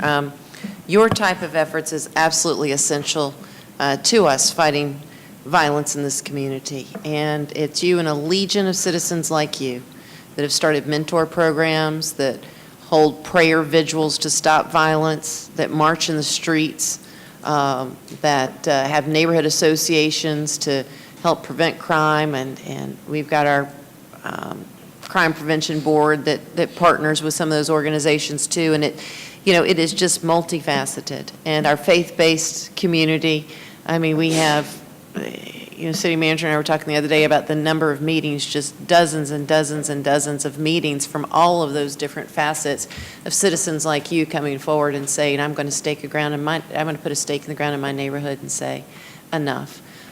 It's something the country's dealing with, the unraveling of the communities and families, and you can't just cure it through law enforcement. That's a critical component of it. But we see our law enforcement officers, of course, doing the Santa trips with kids that are challenged and partnering with the neighborhood associations and all of that.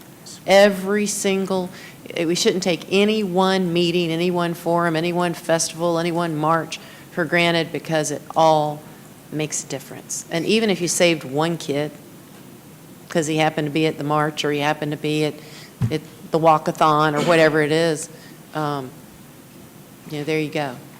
So thank you for what you do, and to all those exactly like you And I'll be who are out 63 there working. next Friday. Yeah, right. You don't look it, so keep on going. We got Counselor Huff. Ms. Tompkins, come back. Yes, Good morning. Good morning. Thank you for your efforts. We have spoken in the past, and to this council and the body this morning, she's just asking that at this last minute, late moment, that if you have 5 minutes, 15 minutes, 30 minutes, to pick a point during the day and come by and help out. If you would, before I finish, go over the calendar of events, what time you start, what you're doing. Okay. Save and I agreed that we should start the march around 9:30.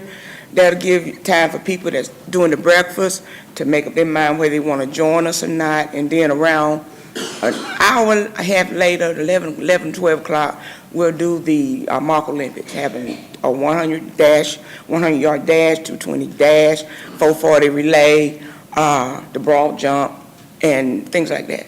And no video games allowed.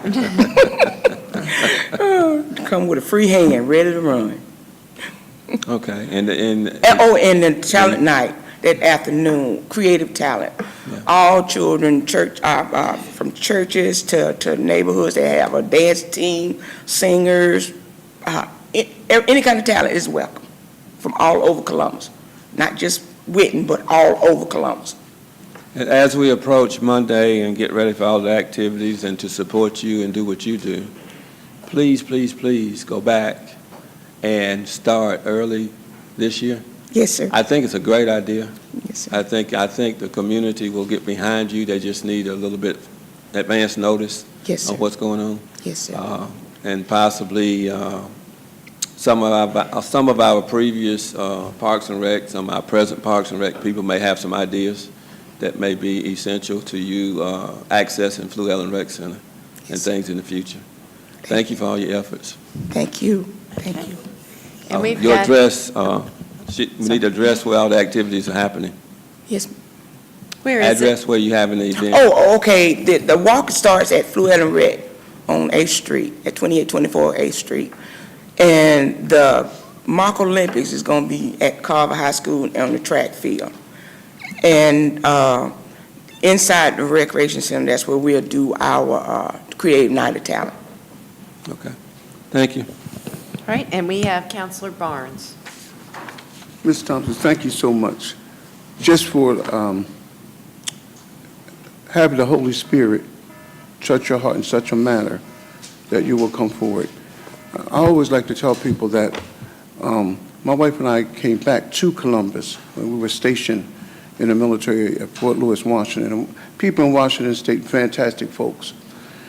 But what really drove us back here are the earthy people here in the South in Columbus, Georgia. Brought us back. Individuals like yourself that act on what the Spirit moves them to do. You know, you plus God is a majority. And I just thank you for taking the time to step forward. One of the things I might, besides contacting Ms. Holly Browder here, who's our Parks and Recs, is Officer Bush. Officer Bush is involved in the police department's community. Mm-hmm. He's an excellent resource. And if you call him, he can also direct you to some things. Just thank you so much for stepping forward. And that's all it takes is one person to follow what my grandmother used to call the unction of the Holy Spirit. You know what I'm talking about? To Yes, step sir. forward and to create change. So just thank you so much, and God bless you. God bless you.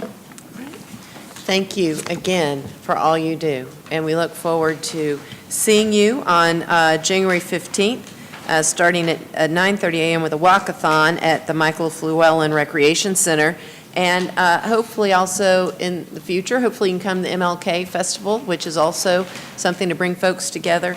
But we need to cooperate, coordinate, and share this type of information. So Amen. everybody out there is listening. Hopefully you have a big crowd. Amen. Thank you, ma'am. Thank you so much. God bless. All right, next we have, let me see here. I'm sorry, the next individual actually called and said he could not make it, so we're moving on to Mr. Marion Coleman, who's a new homeowner and wanted to speak to us about a tax increase. Mr. Coleman here? Yeah. Oh, yes, sir, come on up. If you would, just state your name and address for the record. I'm Marion Coleman, and I'm presently living at out on Steam Mill Road, but I do have affiliation with some of the homeowners out in Winton. Mm-hmm. And I've noticed the tax thing that we've had come up where they gave us a chance to appeal when they know good and well they wasn't going to accept most of the appeal for some reason. And I just don't understand the system that they were using at first versus the system that they're using now where the taxes are going up over 200%. And I just don't get it. I don't know why we don't have enough resources to make sure this thing doesn't happen, or at least gradually do it. And we're putting a lot of people in risk. People already couldn't pay the taxes we had before. Now, this is going to make them even more at risk and losing their home. And most of the people, as like myself, are getting these letters where, you know, if you're interested in selling your house, because they know that most of these people are going to lose these homes anyway. And I just don't get it, and someone needs to explain to me how to go from what it was to this drastic amount this quick with no consideration of the people that are out there with minimum income or fixed income. They're going to lose their houses through tax. And I don't know if there's not enough people concerned about it or not enough people to alleviate this or at least soften the blow. And I'm just concerned about it. Sure. Well, thank you. I don't know if John Williams is here. Is he going to, I don't appear to see him. And so we're a little bit disadvantaged, although, Mr. Coleman, although we did receive some information. First of all, I guess you were a new homeowner, is that right? And No. No? Okay. No. Well, No, then, not new. I guess I'm a little confused. But here. I'm seeing the stuff that's going on, and I see Right. some of the people that I'm speaking more or less for the people that are not here to speak, or the people that I Okay. see that are affected by this. That's Okay. what the deal is on that. Yeah, and we've had a lot of discussion. I hope I can answer. The Mayor Pro Tem was just saying that if you're a homeowner, and like some of the ones that you might be referring to, then your taxes would not have gone up because your valuations were frozen and this was a reevaluation. Now, if it's like an investment property or a empty lot or something of that nature, then of course, those would have gone up, and a lot of folks were here complaining about, undeveloped property that's next to their home that doesn't fall under the protection of the freeze, the valuation freeze. So in that way, we have heard that and taken into consideration that, obviously, for those commercial investment properties or undeveloped properties, some of those did go up, some of them came down. But there was, as you said, the process, and we certainly understand and had a lot of conversation about the process. Can be seemingly complicated for due dates, for appeals and things like that. And we did a whole lot of things, advertising those due dates and speaking about it here in council to try to get it out in the community so everybody knew they had the opportunity to appeal. We even had some forums that the tax assessor's office, some of the counselors sponsored some forums and so forth. So, so I think you're right. You've tapped into something a lot of people have been concerned about, and certainly we've spent many hours here talking about how to do better. Let me see, Councilor Huff had a question that he wanted to bring up. Good morning, Huff. Mr. Coleman. Good morning. Thank you for coming and bringing this to our attention. The others that you had a chance to speak with, did they appeal the taxes? Well, some of those things, I am partially attached to it because I have some family property that was with those problems. So, I mean, I'm speaking for myself also. And it's a lot of people, and you know as well as I know, that a lot of those people that are having those problems, a lot of people just don't speak up. Right. And a lot of people just don't have the guts or the nerves or the resources to get out and express their problem. Okay. And this is what I'm, trying to do. Because I can see it. Because I grew up out there. I moved not that far away from that, but away. And I've seen it where it started and where it is now. Okay. And so this is why, my eyes have seen this, and I felt it, and I see it, and it just don't look good. Okay. And I just don't think there's enough effort put into trying to avoid this problem. We have the young people that are leaving. You see why they leave, when they ain't got nowhere to work. If they do work, it's a minimum wage job. And now the older people like myself, now we're going to be dragged out because of different taxes, and they taking the tax money from the one or two people that do live here, when you could have addressed the problem earlier and had more people to stay. And that's where you get your tax money, from people that are working. And if you got less people working, then you got to tax the few people that are here. And it's a two-headed monster. Dealing with the young people with no job, dealing with the old people that are being taxed to death. I mean, it's got to affect somebody else somewhere, but with the people that's in control of it, got it made. But the people that don't have it made, what do? We the ones suffering. Were you able to get any of the ones that you know in the area to appeal? I know a few of them said that they did. I don't know. I didn't see whether they did or not, but I know some people I've talked to that's having the same problem. Okay. Did anybody get a favorable response? As far as on the as appeal? far as the appeals? I did. You did? Okay. I did, Okay. yeah. Well, And it went back to what they said it was going to be to start with, but they said, okay, well, we'll just let it be what it was in 16. Okay. But then get this letter saying in February you got to pay this other amount. Okay. But when we finish, just walk over to the side. I'll give you my card, and we'll talk more later. Okay. Okay, thank you. And also, thank you, Mr. Coleman. Also, what we might be able to do, if you wanted to pull together your neighbors or folks that have concerns, maybe go to the rec center there at Steam Mill or something, then we could have folks from our tax assessor's office come and explain and even talk about the particular circumstances of your neighbors or those that are concerned and see what we can do. And as I was just reminded, if for some reason you or your neighbors have missed the appeal deadline, you can appeal next year. So it might be good to have a little neighborhood meeting if you would like to do that and organize it. We could certainly bring representatives that will come and answer questions and speak to specific circumstances if you'd like to do that. Okay? Thank you very much. Let's see. Next. Well, I've lost my screen, Jeremy, if you want to come. But next we have Ms. Audrey Pallamore, who would like to speak to us about an information request.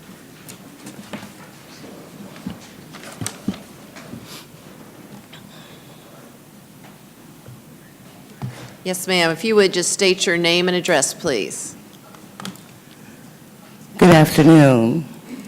I am Audrey Holston Palmore. I am a resident of Columbus, Georgia. On the last talk with the mayor, I was present with a concern of arranging a meeting with the mayor, and I also learned that she presently serves as the Public Service Director of Columbus, Georgia. I am very concerned about my request either being ignored in its totality or not being ignored or being thought about but not communicated to me as of yet. At the last talk of the mayor at East Columbus Magnet School, I requested that the Public Safety Director review a police report for my thorough understanding of how it was composed and actually by whom. A police officer was in the presence of myself for the need of the protection and the service that I have been led to believe that will be provided by Columbus Police Department. I have asked Mayor Teresa Tomlinson / Public Safety Director to attend dutifully to my request as a citizen, law-abiding citizen, parent of young children. I have asked that I have an opportunity to meet with her, yet I have not received any type of communication that I made known that I would be available to receive via the U.S. Postal Service, via the U.S. Postal Service, via the U.S. Postal Service since the last meeting. Therefore, as I said before, have decided to come before her at the only place that I know to come before her at is at this council meeting. And I'm going to request again, I intend to write on this device the letter which states, Tuesday, January 9, 2018, from the desk of Audrey Holston Palmore. Dear Mayor Teresa Tomlinson, Columbus, Georgia. Dear Public Service Director of Columbus, Georgia. I am here to request another time. I'll call it time number 2.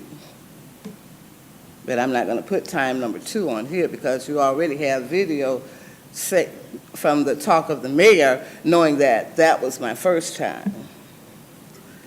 I am here to request a personal meeting with you on any day of next week, January 15th through January 19th, 2018, at any time of the day, or by the 25th of January. I will insist on the composer of the police report I want to review in your presence or at a time designated by you prior to the next council meeting. Thank you for your attention. Sincerely, Audrey Holston Palmore. My reason for not putting it on this device is because I want it done in the presence of Mayor Teresa Tomlinson for the authenticity of who it came from. And I shall sit down now and write what I need to write, what I just quoted, but it's time for us to have that meeting. And I shall return again if I don't have it by the 25th. I'll just go down, fill out my paperwork again, because it's a very important meeting to me and my family. Thank Thank you Ms. for your Palmer. time. Yes, you can go ahead and write that down, and we'll have somebody come out there and get it. We appreciate you coming to see us today. The meeting, have you thought about it, or are you ignoring it? Okay, no, well, first of all, that concludes your comments, so. Yeah, it did complete my comments, but I have a question. Yeah, and I'm going to make a statement. Okay. There you go. Thank you. Thank you. Yes, ma'am, this has been going on for a couple of years. Actually, we did meet on several occasions, even with the police chief several years ago, as a result of arrest that occurred at a church where 911 was called due to an altercation that involved Ms. Palmore, and Ms. Palmore ended up being arrested, unfortunately. And there was a police report taken at the time as a result of the witness statements, and Ms. Palmore wanted to pursue it as a false imprisonment type action. And so, of course, to the extent that police officers respond to 911 calls with complainants about altercations, particularly anywhere but churches, and the event is still ongoing and a police officer can observe it, certainly an arrest is lawful. To the extent that Ms. Palmore felt like individuals had misrelayed information or falsely relayed information to the witnesses, that's something that has to be handled in the justice system. And so that process took its course and was completed. Ms. Palmore, however, over these many years has remained unsatisfied with that and has appeared on numerous occasions, I would say maybe 5, before the Public Safety Advisory Commission, relaying the same information, coming to the same result. She's also been to the City Council several times. I would think at least 3, but we could pull those records on this same subject, and has appeared at multiple Let's Talk with the Mayors on the same subject. So I don't know that further meetings will aid us. The bottom line is, to the extent you have a claim for false imprisonment, that had to be handled in the court, and the court system process has expired. So I, as mayor, regardless of my public safety hat that I'm certainly proud to wear, I cannot provide you relief, nor can this council. All right, thank you, Ms. Pallamore. And that concludes our public agenda. Will there be an opportunity to give the rebuttal on what you just said? No, ma'am. Continue to have a good year. Okay, you too. Thank you so much. All right, and now we will head into the city manager's agenda. Mr. City Manager, if you'll hit your microphone there. There you go. Thank you, Madam Mayor. We've handled the 3 donations already on my agenda, and so next I've got a cell tower lease renewal at 8889 River Road. Verizon Wireless is asking for a 5-year property lease renewal, and the original lease was approved in 1998, and they are requesting to, obviously, to extend it for 5 years. The lease renewal amount will be increased from $27,879.28 per year to $34,419.44 per year. Got a motion and second for approval. Any discussion on this item? Seeing none, Bruce, please cue it, and council can record their votes electronically. And it, let's see, it passes. Yep, there we go, it passes. I've got a family drug court grant. It's $425,000 per year or the amount awarded. It's a substance abuse and mental health services administration grant. Got a motion and second for approval. Is there any discussion on this item? All right, there being no discussion, Bruce will cue it to vote. If you would, please vote electronically. And it passes. Got some purchases. First, I've got it's a RFQ, request for qualifications. It's a pre-qualification for storm drain rehabilitation through internal pipelining, prior to one pipes. We've got various companies. We'll go through the process. The project includes the installation of cured-in placed pipe for approximately 5,100 feet of varying materials. The pre-qualification contractors will be requested to submit bids in the future for installation of this pipe, and we're asking your approval to proceed. We've got a motion and second for approval. Is there any discussion or questions related to this item? Okay, seeing none, Bruce, please cue it for voting, and council can record their votes electronically. And it passes. We've got pressure washing services for an estimated annual contract value of $4,000, and it's for pressure washing the Civic Center 2 times per year. Got a motion and second for approval. Any discussion on this item? All right, all those in favor, please, oh, excuse me, Bruce, go ahead and cue it for electronic voting. All right, please record your votes there. All right, passes. Got an annual membership dues for Association of County Commissioners of Georgia, known as ACCG. All right, we've got a motion and second for approval. Looks like there's no discussion, so you may record your votes electronically. And it passes. We've got annual support for paratransit scheduling and routing systems for Metro.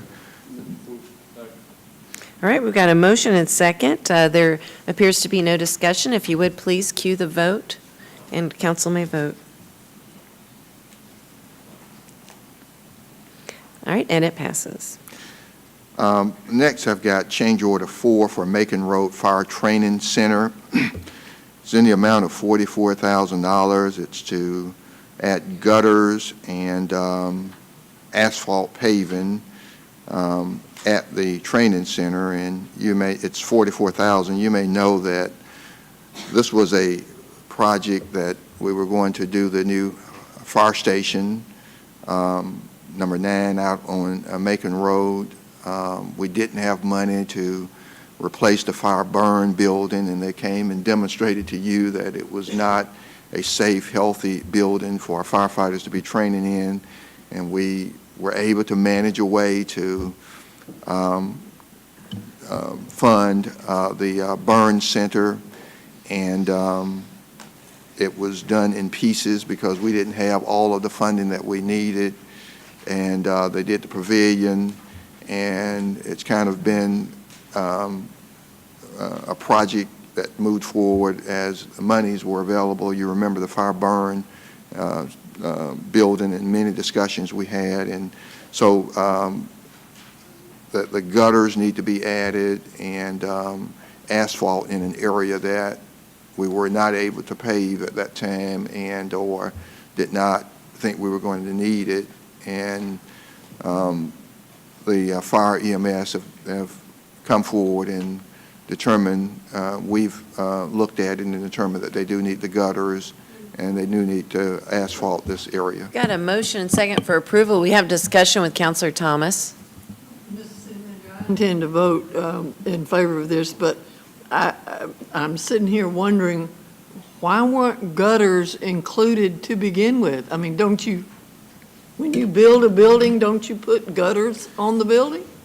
Where's John? Well, ideally you do if you determine that the building need gutters.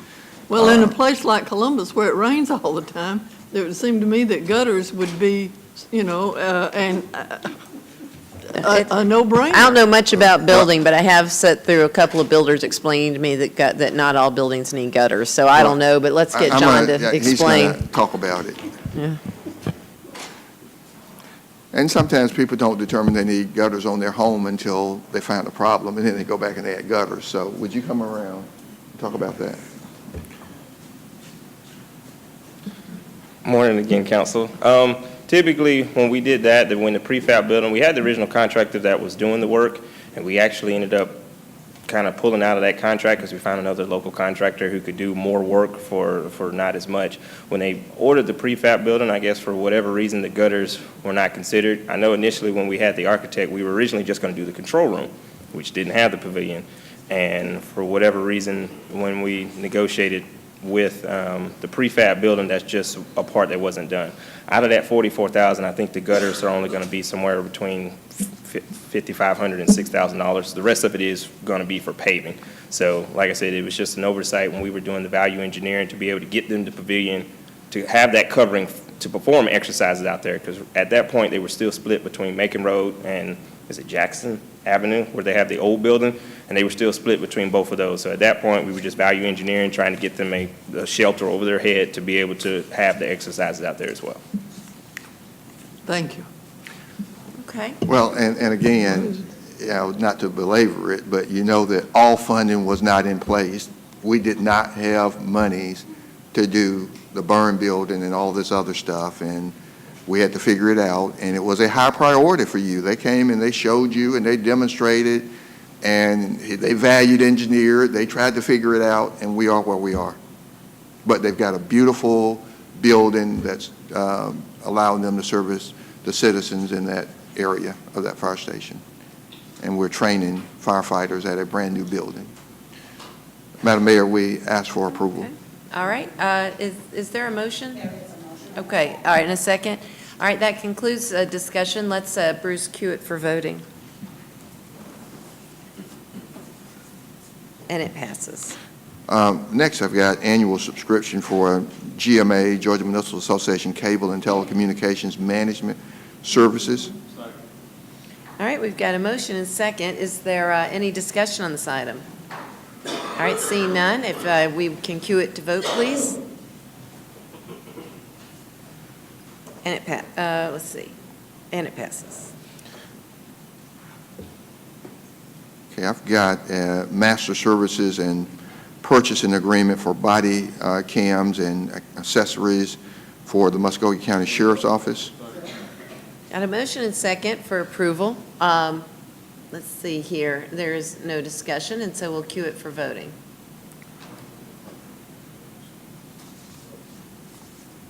Bruce, is it cued? Okay. And it passes. I've got roofing services at North Precinct. A motion and second for approval. Let's see if there's any discussion? Appears to be no discussion, so we can cue it for voting. And it passes. Have masonry products, estimated annual value of $142,786. Asking for. All right, we've got a motion and second for approval. There's no discussion, so we will cue it for voting.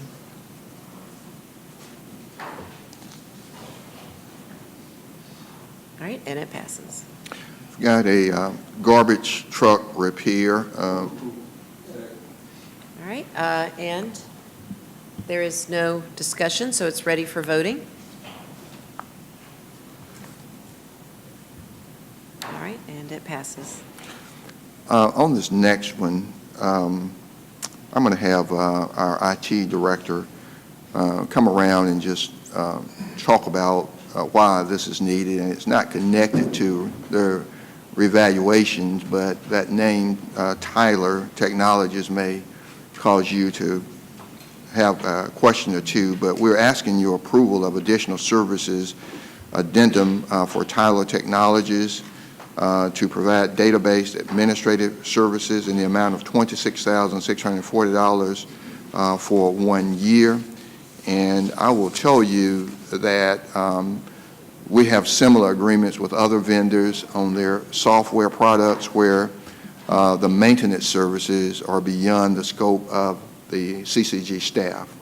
And this is what this is about. And so, Director Tolley, would you just speak to this for me? Good morning. I was just wanting to bring you kind of up to speed on where we are. In October of 2014, before I was hired, CCG entered a contract with IS World, and at that time, it had an Oracle database, which it still has, and at that time, the plan was to have maintenance support ongoing concurrent with the implementation contract once that system went live. What CCG uses is SQL databases, and our people are trained in SQL. An Oracle database administrator would be more expensive than to maintain than this contract. And from the beginning in 2013, 14, it was decided kind of before me that the maintenance contract would move forward once it was in implementation. Now that was over 3 years ago, and the Tyler product is now in production. And since it's in production, I'm just asking for the maintenance service to maintain the databases behind the system. That has nothing to do directly with data input, with valuations. It's really to make sure that the systems operate. It's what we typically have with vendors, and I just wanted to kind of bring you up to speed that even though it seems like it's a new thing, it actually was thought about over 3 years ago, and Lucy has looked at it, and it's a 1-year contract that can be renewed but does not have to be renewed, and it's also concurrent with the maintenance contracts and the agreements we have with IAS World today. So I wanted to bring this forward and let you know, since it's an Oracle database, we do not actually service Oracle databases, and we usually let the vendors service databases that are beyond the scope of our staff. So, Madam Mayor, with that, I'm asking for approval, but we'll be happy to answer any questions. Okay. It does not look like there are any questions. There we go, Councilor Davis. There you go. Okay, I may need a little more understanding on this, but we contracted out with Tyler Technologies, right? Yes. To do a complete software conversion. Correct. And this was not discussed at the time of the conversion. It was actually discussed over 3 years ago when they did the initial planning before I was here as to once it got to maintenance, in other words, after implementation, what do you do moving forward after you implement it? And that it's actually been discussed then. Since it was just implemented is why I brought it forward. I guess we could have brought it forward 3 years ago, but it would have kind of been meaningless since we didn't actually know the actual date of implementation. This is maintenance moving forward. And Counselor, as I said, we bring maintenance agreements to you on an annual basis. Maintenance of software. This is what this is, and it's no different than any other maintenance agreements. I'm only highlighting it because the maintenance is with Tyler Technology, and I know we've had much discussion about Tyler. Well, my question, I guess, Mr. City Manager, is this an addition today, but really what I wanted to have some understanding on was this talked about in the overall cost of the project. Have we already discussed this? Has this been already talked about as part of it? You'll be coming later to ask. Has it been budgeted, or is this today an additional request? No, this is, as he indicated, this was understood that once we went live, that we would have to have a maintenance agreement, and it was discussed, I guess, back in 2014. Correct. Even prior to your being here. And it is now, because budgeted. we are live, you got to have the maintenance agreement.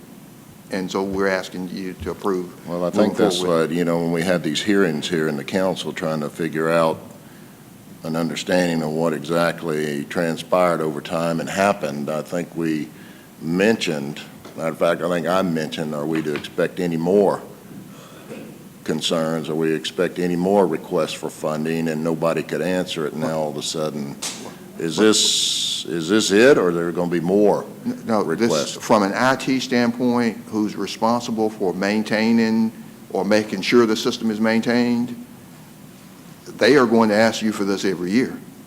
We are, because we've got to have software maintenance. Well, whether see, it's a 911 system. The confusing part is that I thought that we had already discussed that it's part of the contract for 10 years. No. Councilor Davis, there is a maintenance agreement, am I right? This is it. No, I mean the one that's in the contract. This is additional. The contract is actually a software agreement. Yeah. Which is typical when you purchase software. It's a software lease agreement, and this is actually a maintenance agreement. I understand that, but in the document, the information that we were given, it stated that there was a management agreement for 10 years. Well, and I don't want to confuse the two. You've got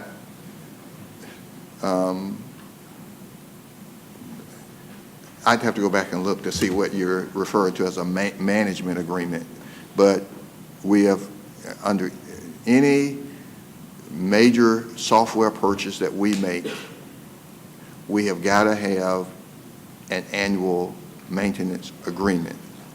And this is what this is. And I don't care what area we're dealing with in terms of software.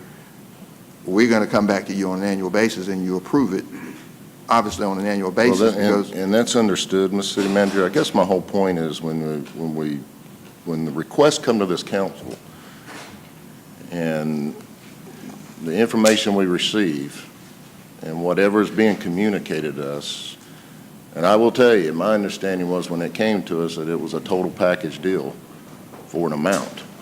What I'm willing to do is go back and pull all the video. I guess my concern is kind of like change orders, No. I'm just saying it's kind of like change orders. You continue as time goes by to get more and more and more requests, and the cost just keeps escalating. That's a concern for me. It's a management concern. So that's my point, and I'm finished. And I'm willing to go back and bring back to you, I can bring back to you live video footage of the discussion in bits and pieces, or I can bring you something in writing. Well, we have not approved a software maintenance agreement as part of anything. If you want me to do that, I'm happy to. I'm not saying that. I think you're missing the point. Okay. Anything else? Okay. We've got Mayor Pro Tem. This is in the budget, right? Yes. It's not an additional amount that's outside of what was budgeted for in this budget. No, ma'am, this is in the budget for this. As is all of the other annual software maintenance agreement, we budget for it every year.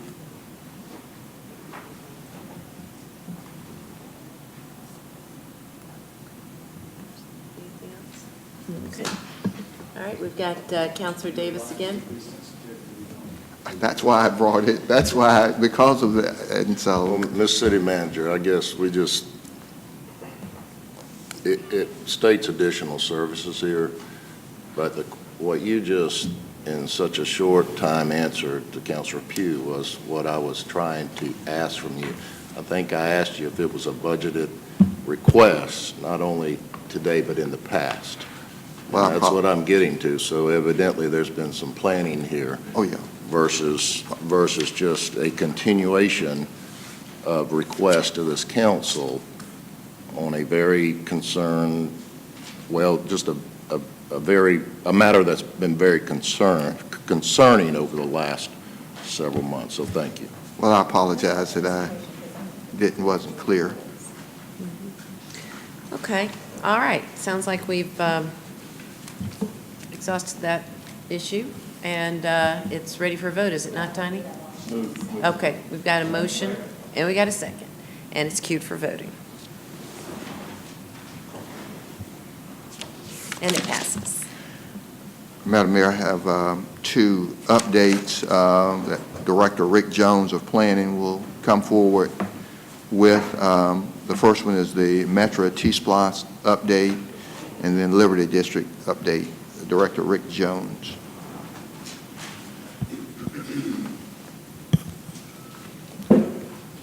Good morning. You may recall that we began this journey together about 2012, 2013 timeframe, where we started dealing with all our TIA projects. And one of the TIA projects, of course, was dealing with Metro in terms of improvising and improving the overall service to that from that standpoint. You may also recall that about a little over a year ago, Metro actually began implementation of this program in terms of making those improvements, where they brought in new buses, they brought in new drivers, they provide new routes. And I also recall, though, I know you do as well, there was some concern about whether the service was really going to be provided, how much is it going to cost, how much could we really afford overall. And in doing so, we made the promise that we would come back and actually an evaluation and look at the service and see if it was really doing what we wanted to do. And that's where we are at this stage of the game this morning. We are now at that point. You may also recall, last time I'll say this, but you may also recall that the latter part of last year, you authorized staff to come back with and review it again with our consultants by bringing those consultants back on board to review that process. We are at that stage of the evaluation process now. I come this morning to let you know that because of that, we're ready to come forward now with basically seeking the public's input to this whole process. There will be two public meetings held on this to discuss some routes involved with the service itself. I hope you have a copy of this in front of you. But for those of you who are watching, they need to know this as well, that the bus routes that we're going to be looking at overall there's several in here in terms of like Route 1 from East Winton, Route 3, St. Mary's Road, Buena Vista Road, Chautauqua, Route 4, which is Fort Benning, Route 5 is North Highland, Columbus State, Peachtree Mall Route, Route 6 deals with Columbus State, Mildred Road, Route 7 is Columbus South, Route 8 is Uptown, Civic Commons, Route 9, Bradley Park, Columbus Park Crossing, Route 10, which is Airport Thruway, Veterans Parkway, Route 11, which is Warren Springs, Weems Road, and Route 12, which is Veterans Parkway, Civic Center, and Victory Drive. Now, those routes may not mean anything to most of us in this room today, but I guarantee you the folks that depend on that ridership or that bus being available do know these routes. And they should know that that we're going to come and ask for their comments and their interest about these routes and how we go about doing that.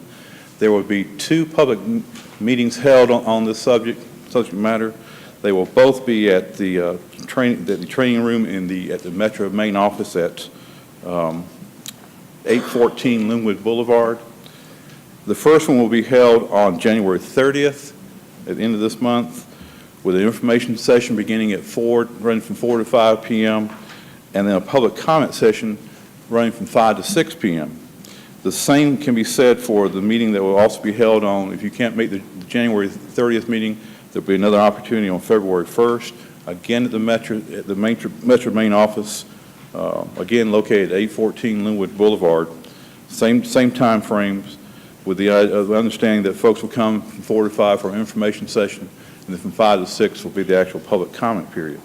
There will also be a provision here that if you cannot make either one of these meetings, you still may provide written comments or questions to the Metro staff on this. This is an important step in all this process because, again, we promised that we would review this and making another evaluation to make sure this process was really running and making sure everything happened. We strongly encourage folks to come and attend these meetings, to make their voices be known about what goes on with the routes itself, make sure we are doing what we said we would do. And with that, we'll come back eventually, once those public meetings are completed, we'll come back to council and share that information with you. Madam Mayor and Council, just to kind of recap where we were a year or so ago when we were when we took a comprehensive look at all of the Metro routes to add night service, which required an increase in number of buses and changing bus routes, hiring new drivers, employees, and so forth. We reminded you that the TIA afforded us for Metro $22.4 million.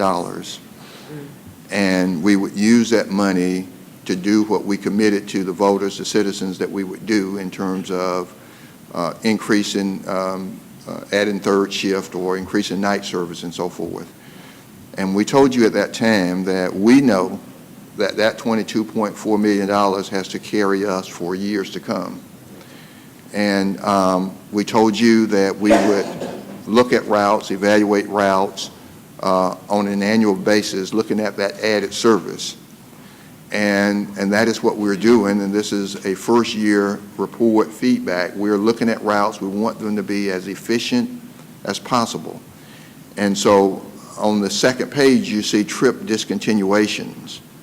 We're not discontinuing routes. You can see that we're discontinuing trips. And I'll use as an example East Winton on the Route 1, outbound at 9 o'clock p.m., 10 o'clock p.m., and inbound at 9:28 p.m. and 10:28 p.m. If we were running that bus and we added that night service, which we did, and those buses are out there at that time of night, and we don't have the ridership to justify them, we're saying to you that we know those trips, those routes, and we are going to make adjustments as necessary because it doesn't make sense to run those trips if we're not getting the ridership, and we know that that $22.4 million has to carry us for many years to come. And as we look at what's being discontinued, we are also looking at if there's something that if there needs to be added trips because the route has increased on those routes and there's more demand for that particular route, and so you need to add additional trips. And one such trip is Route 5, North Highland, Columbus State Peachtree Mall. It says new trips, outbound 1:30 p.m., 2:30 p.m., inbound 2:16 p.m., and 3:16 p.m. So we're looking at it both ways, and we want to have the most efficient service that we can possibly have. And I've asked staff to look at what we were spending on Metro service to citizens before TIA, the $22.8 million, and then on a separate line, look at what the added service, number of drivers, number of buses, number of routes, and all of that. And as we go forward year after year, we're going to make the necessary adjustments in either of those categories. And if we expect that money to last us, let's say 15 years, we think by the end of the availability of funding, that $22.4 million, somewhere we're going to have routes that we've adjusted, we've tweaked, and we know that they're what we need to have in Columbus. And it's going to be either at where we were before TIA or slightly higher, but if it's slightly higher, it can be justified. And so this is a process, and it's going to be an annual process, and we're going to make sure that we get it right. And so you will see this in printed media and otherwise in the coming week, and then we'll have public hearings to hear from users and potential users, and if they can justify, for example, not discontinuing the route where it's outbound at 9 and 10 and inbound at 9:28 and 10:28 when there's no riders, then I mean we want to listen at why we ought to keep something that's not producing ridership. So we just wanted you to know before we go public, before we have the public hearings, remind you of what we're doing and why we're doing it, and then when we're done with all the public hearings, we'll wrap it all up, and we'll come back to you with a recommendation where we would be asking then for your approval to move forward with the adjustments. So we'll answer any questions about the process. We have Councilor Huff. What's the advertising means to make sure that the public knows we're having these? What's the what now? Advertising method that we're using. Mr. Jones. Are you asking for, excuse me? How are we and where How are we getting it out? Yeah, Getting word. This ad's going, the ads will run in the newspaper, of course, that we posted on Facebook and other social media outlets we've got as well from that standpoint. CCG TV will be running them as well. Every available way we can do this, we'll certainly make sure this message is out, so we can capture these folks and invite them to this meeting. Okay. Yeah, I just want to make sure that they know to come. And I do appreciate you all letting us know ahead of time so that I'll have time to receive phone calls and speak to the people that spoke to me in the past. And we'll certainly use, I'd like to use the same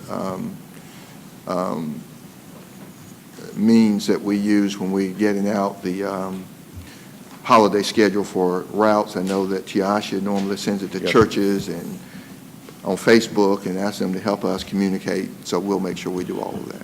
Okay. And I will add just one little footnote to this whole conversation. I mean, you see the times from here really run from 4 to 6 p.m. Usually we have an evening meeting and we do these things. But a lot of the folks that are riding the buses are dependent on those buses and that service for that time. We took a big hit some time back when we were talking about another subject, and we invited those riders in, and their complaint to us was, your meeting's too late, we can't catch a bus to get back home. Right. We're trying to accommodate that, make sure we have those folks who are actually riding the bus and those who want to ride the bus be able to attend these meetings. So this is important to us. Okay. Is there any method to advertise on the buses?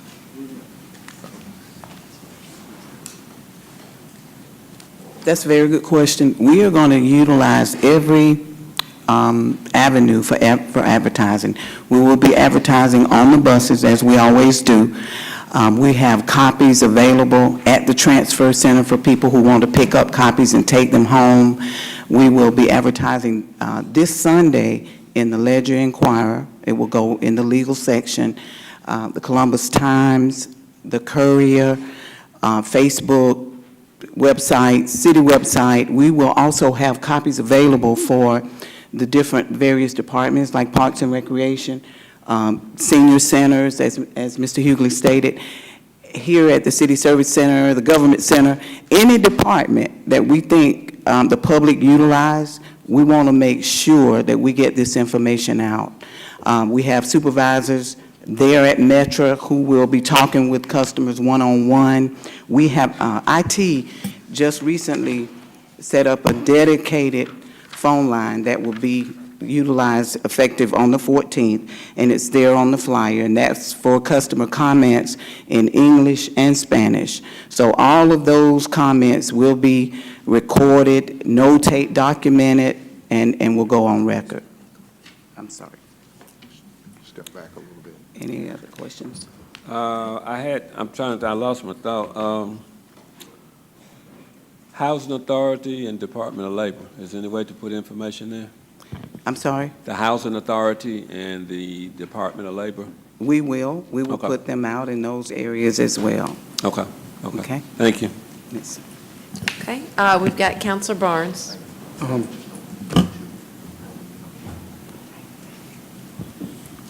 Ms. Evans, you answered my question. I think you're doing a marvelous job, but I want to give Metro a shout-out right now. Walking the streets, Ms. Evans, you did a marvelous job in contacting that individual. I saw a little old lady that was had health difficulties, and I asked her, is there anything that I could do? And she said yes, and she had a problem with Metro, but it wasn't Metro. It was, she had a difficulty understanding the procedure, I believe. And she went through, and Ms. Evans, when I called her, did a marvelous job in contacting. So I wanted to give a shout out to you right now for the marvelous job that you're doing personally, and for the job that Metro's doing. I'm glad to see that we are doing this evaluation to accommodate the public. And while I'm giving shout outs, I want to give a shout out to Ms. Yvonne Ivy. There was a serious situation over the holidays that I called and she personally took care of. But Ms. Evans, thank you for that senior citizen. Yes, sir. We have Counselor Thomas. Ms. Evans, I would, hooking on to what Counselor Huff was talking about, particularly on those routes that we are discontinuing, this Route 8 and Route 11, if there could be something that the driver or someone handed to the people who get on that bus, a piece of paper, so that they will be very aware that we are talking about discontinuing their portion, and we need to hear from them. So for particularly the ones that we are discontinuing, let's make sure that we get that word out as widespread as we can. Yes, ma'am. Yeah, Thank you. and Madam Mayor and Councilor, and I want to be clear to those listening, we are discontinuing some trips on routes and not routes, because they'll panic, and if they think we're discontinuing the entire route, but it's certain trips, and it appears that they are the later trips at night. And I'm being corrected on, and Councilor Thomas, by Deputy City Manager Goodwin. We do have 2 routes that are being discontinued, yes. And those are the ones that I Yeah. would say, be real Sure. cognizant of those people and make sure that they Yeah. know. The other routes that you're discontinuing, you're discontinuing because you don't have anybody riding them. But these routes, you do have people riding them, and so we would want to make sure that they get the information and can participate in the discussion. And the 2 routes being considered for discontinuation are Route 8, Uptown Civic Commons, I just want them to hear that, and Route 11, which is Warm Springs Road, Weems Road. So Route 8, Uptown Civic Commons, Route 11, Warm Springs Road, Weems Road, considering discontinuation due to lack of ridership. The other routes that, all other routes, it would be just particular trips late at night, after that, because our buses used to run until like the last bus in 8 o'clock or 8:30, and then we added the night service going until 11 o'clock at night or 11:30. And so it's proven that people are not utilizing the bus, those routes after certain hours. And so those particular hours would be discontinued so that we would have an efficient system.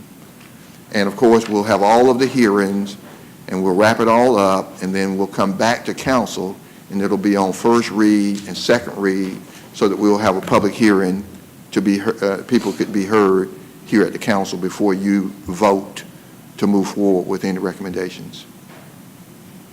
And I just wanted to say lastly, what affects the fixed route also affects the paratransit service, so we also reach out to our disabled community as well to make sure that everybody is informed. Okay, we've got Mayor Pro Tem. My only question is, we're only having 2 meetings. And both the meetings they're not out in the districts, but they're at the metro station. Have we thought of having some of the meetings, especially the ones we're talking about discontinuing or changing dramatically, having the meetings out like we do the mayor's talk? Because at a couple of times at the mayor's talk, the bus routes came up. Yeah, we could add additional And we can, meetings. most of the people who, when we had the meetings here, some of them or many of them complained that they weren't able to get here. So we thought we would make it as convenient as we could for those who use the service because they frequent the transfer center and Metro. I'm not talking about having it here. I mean, out in the district. We could do that. Other people would have to still get to that location to say if Well, we just need to make sure it's, see, I think her point is all of the buses, I don't care what route you're on, come into the transfer center. Oh, okay. So they could stop there. Let's say if we had it at Kendrick High School, you have one route that's going out there, and so they'd have to use that one route or find another means of transportation to get there when you know, and on the other hand, you know they're all coming into the transfer center and all buses are dispatched from there.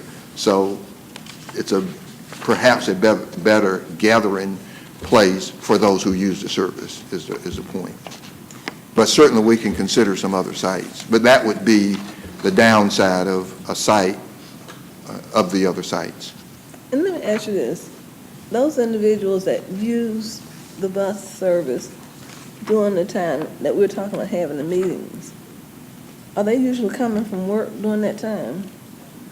Or will they have used it earlier to come from work and they'll have to make a special trip to come to the meeting? During this time that we're having it, it's during the time when the majority of people are coming from work, getting off and getting on to another bus to make the final trip home. Okay. So we actually staggered the times an hour, so that'll give the first meeting starts at 4 and ends at 6, but the second one starts at 5 and ends at 7. So we wanted to capture maybe those that work a little bit later. In other words, some may get off at 3 and then others may get off at 4 or 5. But Right, yes. And those, it's usually not a problem. If they're already off, they will come to the meeting. Okay. We wanted to get those that were coming in and getting off and not have to inconvenience them to come back out at night. But those who get off earlier during the day, they usually show up. They'll catch a bus and come back. And those that we're getting off the bus to come inside to the meeting, we will still have a bus after the meeting to take them back out to those routes. Yeah, they'll be, see, because it's at Metro and at the transfer station, once the meeting is done, they can just go back to the transfer station and get on the next bus coming through the transfer station. Okay. You know, and if their bus is coming through the transfer station and the meeting is not quite over, they just leave the meeting early and go get on their bus and go on out to their respective areas. So strategically, I think they've given it some The last thought. lineup is at 10 p.m., so everyone will have an opportunity. We don't have a clue. Yeah. I don't. I got you. Yeah. All right. Rosa, if you would make sure that my office gets any notice of the meetings so we can put it on our social media pages. Get it out. Yes. All right. Thank you. Next. With that, Madam Mayor, if there are no further questions there, we'll move to the Liberty District update. Okay. I want to bring to you the results of some public meetings we've had over the last 6 months time frame in dealing with the Liberty District itself. I think we all understand the value of this area and the need for us to look at it and make sure it is what we've tried to achieve as a community here.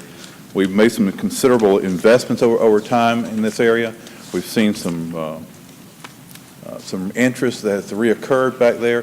But we want to make sure that our investment and the community as a whole is protected, but also more importantly, protect that area and bring it back to some degree about what it once was. In sharing with this, there is actually a master plan for the Liberty District that was done some time back. These are the overall goals for the district from that plan that we shared during the public meetings themselves.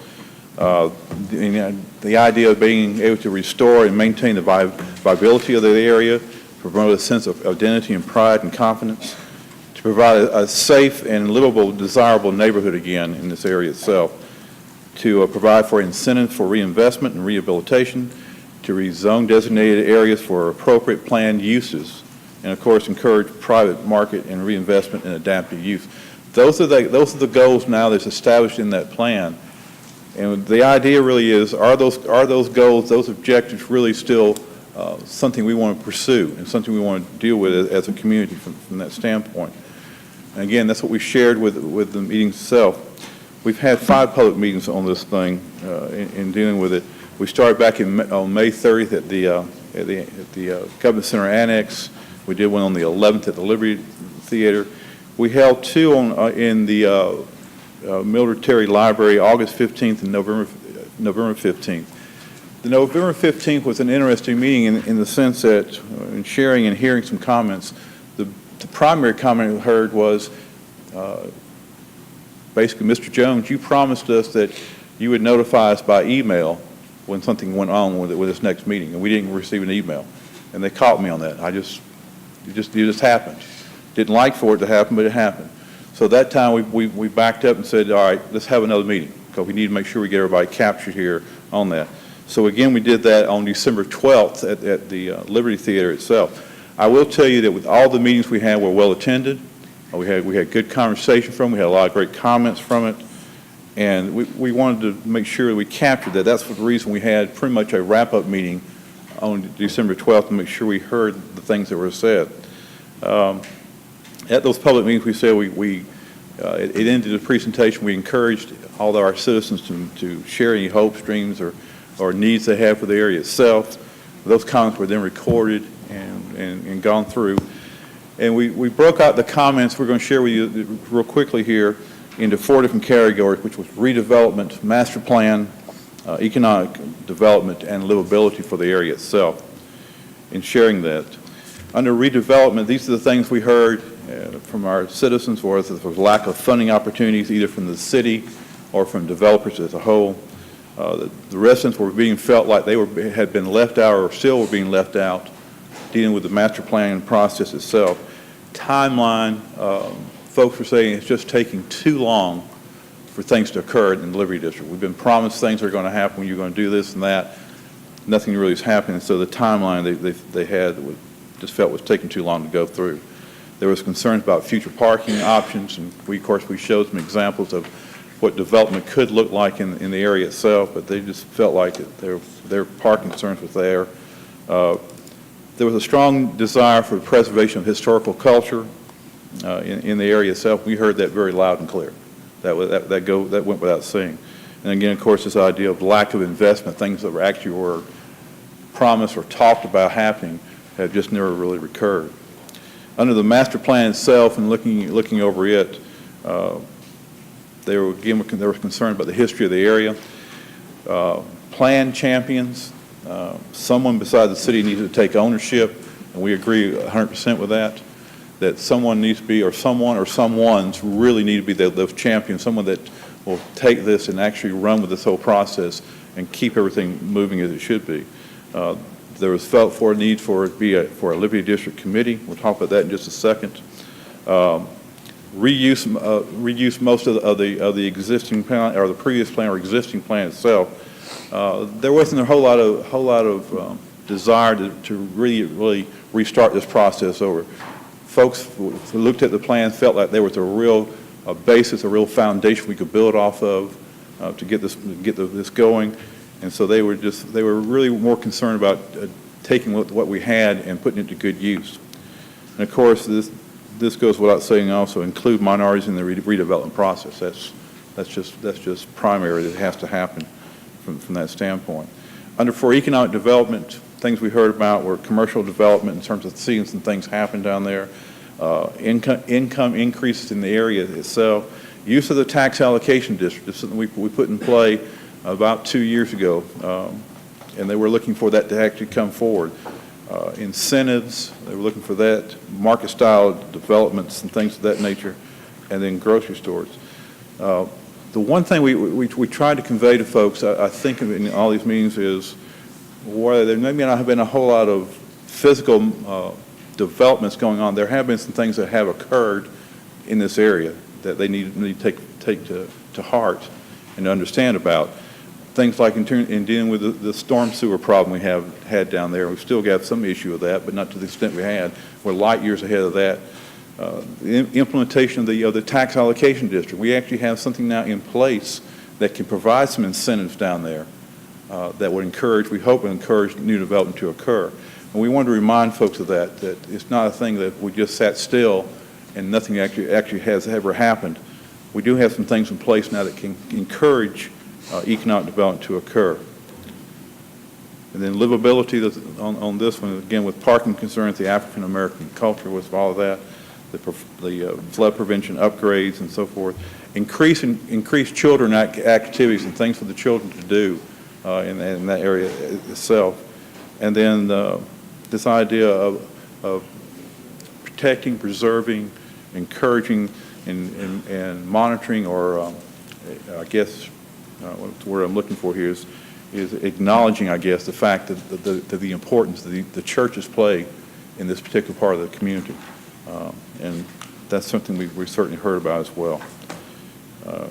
Under livability also, we want to make sure we have an inclusive community that includes everyone involved with that, provide for things like better landscaping, walkability, being able to if you're going to live there, be able to walk to work or walk to a store without having to worry about getting in the car. Those are the kind of things of that. We had one young lady, and I say that with quotations marks, I don't want to call her anything else but young, talk about this idea of losing her home. She understood, or at least had the fear about, if we start doing new development in this part of the community, she would lose her home. And she said that not in one meeting, but at least 2, maybe 3 meetings we've had with that. And we heard that very clearly. The thing about it, again, is making sure we include everyone in this process and protect the area as best we know how. Next step for this whole thing involved with it deals with this. We're asking again council now to appoint really a Liberty Committee. This is the thing we heard during our conversation. We need to have a committee that's going to look at what's going to take to make this community, this Liberty District, an actual reality more than anything else. We're asking that each council member appoint at least one member. It does not have to be a member from the Liberty District itself, but we want somebody that's going to have a strong interest in the Liberty District in terms of working with us. We'd ask that there be 11 committee members, 10 of them come from the council members, and 1 comes from the mayor herself on that. And like I said, then all the representatives have to be from the Liberty District. But again, they have to have that real strong interest and strong desire to see things happen in the Liberty District itself. We don't anticipate this to be a standing committee. It's going to be a committee for here and forever. We're recommending that the committee come back no more than 180 days and make some recommendations and findings back to this council about which way we should go. And then we also ask for a delay of any type of property surplus or anything else going on right now that we have direct control over until this committee can meet and make recommendations back to the council. So that's our update on this. It's been a good process. Again, we said we had good public participation. We just don't want to lose any momentum we have already established now, and we need to go ahead, if we can, and with your help, go ahead and get this committee put in place. All right. Thanks, Rick. We've got Councilor Huff. Director Jones, great presentation. Great presentation and update on everything that took place over time. My concern is still what you just stressed at the end about the committee. Council will be appointing one person, the mayor one person, and we were asking, the body was asking for the fact that they don't have to be from the Liberty District, but they need to have a strong interest in the Liberty District and have some idea of the culture and history of the Liberty District, because we don't want anything to go awry based on some people have great ideas, but they don't understand the really pieces of the puzzle. So we're hoping that we get the right people in the room to redevelop it the right way. So again, I thank you, and hopefully that, I'm not sure if your office or someone has been contacted, but I'm sure others have been talking a little bit about some things they want to do, so hopefully some of these people will end up on the committee so they can express their interest to you. Okay. And one last side note, I had an email that asked on the Metro advertising if you would make sure you include your local radio stations, TV stations. Okay, thank you. All right. Looks like that's all for now. Bruce, thank you. Lots of hard work. Rick, thank you. All right. Mr. City Manager? Madam Mayor, that concludes my agenda. All right, great, thank you. And now we will move into, okay, we've got, hold on a second, we've got,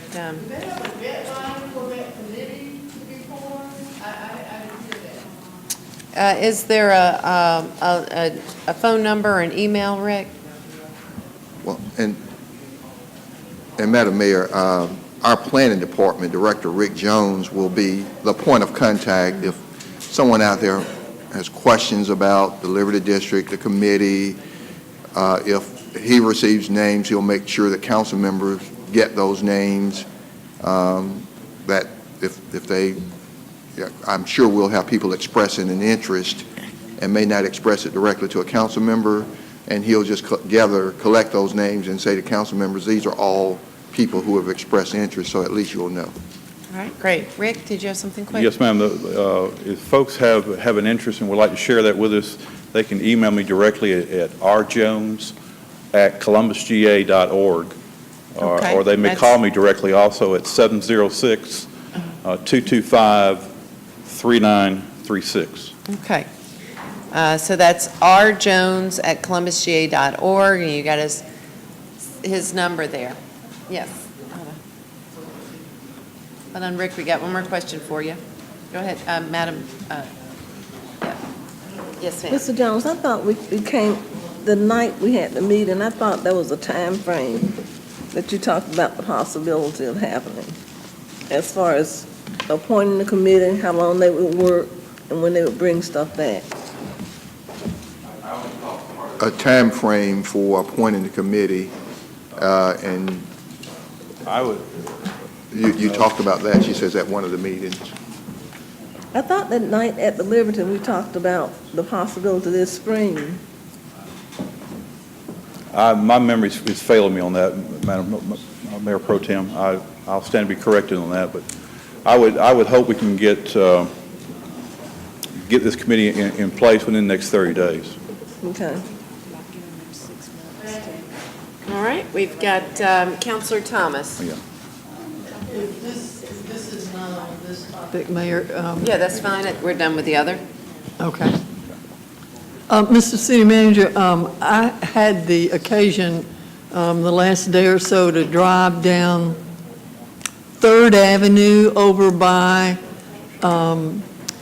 the fire department training area there, and on the side of the road at about 20th Street, there was the biggest pile of garbage I've seen outside of a dumpster in a long time. Would you have somebody check that out and make sure that, and see what needs to be done to get that cleaned up if necessary or whatever? I know there was at least one mattress that was lying there on the side of the road and so forth, so if you'd take a look at that, I'd appreciate it. All right, and we've got Counselor Huff. Yes, I don't know who, Mr. City Manager, probably the place to start. On the new high school project with Spencer High School, and I've saw in the media lately, there's been some discussion about the properties and things that you all are looking into. On the other side, when they do the rest of that project with the athletic complex, are we hopefully going all the way down to Alpine to clear that area out down there? Well, because we have some activities, I can't speak obviously for them, but Right. I'll check to see, I'll have see. staff to check to see what the intent is. And if you get back with me, or if I could meet with them to not put it all out on camera, but you know where I'm coming from, as far as some other activities and things that go on that shouldn't be going on, that should not be present at the opening of a new high school. Sure. Okay. Thank you. Okay. All right, that concludes the city manager's agenda. Thank you, and we're heading into the clerk's agenda. Madam Clerk. Madam Mayor and members of council, on the clerk's agenda, I have several memorandums regarding upcoming board vacancies on our Building Authority of Columbus, our Civic Center Advisory Board, Board of Zoning Appeals, our Circle Commission, Community Development Advisory Council, Crime Prevention Board, Planning Advisory Commission, and we also have a biographical sketch of Mr. Jeremy Ackles, who is interested in serving on our Keep Columbus Beautiful Commission. And I also have the biographical sketch of our Veterinary Association's nominee, Dr. Renee LaFrance. Have 2 letter of resignations, one from Mr. Melvin Blackwell on the Crime Prevention Board, as well as one from Cassie Renfro from the Tree Board. Can I have a motion to receive those? Got a motion and second that they be received with regrets. All those in favor, please state aye. Have minutes of our tax occasion. We've got a motion and second that the minutes of the Board of Tax Assessors, the Housing Authority, the Tree Board, and the Uptown Facade Board be received. All those in favor, please state aye. Also, I have a letter of resignation from Mr. William Ward resigning from the Civic Center Advisory Board. Got a motion and second that the letter be received with regrets. All those in favor, please state aye. On our board appointments, on our Animal Control Advisory Board, I'm pleased to say we have our veterinarian, Dr. Renee LaFrance, who can be confirmed. Yes, we've got Counselor Allen with a question. I hate to be a stick in the mud on this, but I was looking at her bio, and it showed a Phoenix City address. Is she required to live in? No, and it's a he. Council amended that code section to allow that veterinarian, if he practiced in Columbus, then he can serve, they can serve on the board. Good, thanks. All right, I think, did we have a motion? Yes, I need a second. Second. All right, all those in favor, please state aye. And then on our Historic and Architectural Review Board, we are still waiting for the recommendation from the Liberty Cultural Center and still have not heard back from Ms. Jones. We will check back with them again. On our Board of Tax Assessors, we have 2 nominees for Mr. Lawton Granthams. We've got the Mayor Pro Tem. I'm withdrawing Mr. Matt Moorfield's name at this time. He might be considered at a later date when we have another opening. Okay. And I understand there's been a lot of stuff out in social media blaming him for some of the problems we've had with Tyler Technologies. And he was not a member of the board when this council voted to allow the purchase of Tyler Technology as a vendor. Okay. And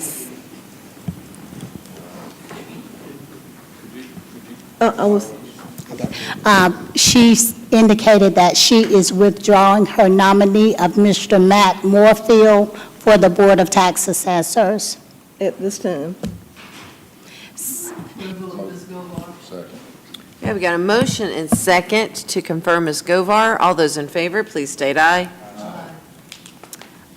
On our building authority, we're still working to get a replacement for Mr. Kel Jackson. On the Civic Center Advisory Board, Councilor Barnes is nominating Danielle Edwards. She can be confirmed. We've got a motion and second for confirmation. All those in favor, please state aye. On our Community Development Advisory Council, Mr. Dell Caldwell has resigned. Councilor Garrett, that is your nominee. Then on our Comprehensive Plan Stakeholders Committee, we still need 2 recommendations from the city manager as well as District 1, 5, and 10. On our community... Mr. Willie Brown. Willie Brown? Yes, he is the president of the Lizard Creek Neighborhood Association. I'll give you his contact information. Okay, can we have a motion to confirm him? Thank you. Got a motion and second for confirmation. All those in favor, please state aye. On the Cooperative Extension Advisory Board, Mr. Robert Benson has resigned. We'll need a replacement for that seat. And also, we are working with Keep Columbus Beautiful to get some recommendations for District 2. If someone would like to nominate Mr. Jeremy Ankles, he is interested for this at-large seat. Yes. Okay, we'll bring this back.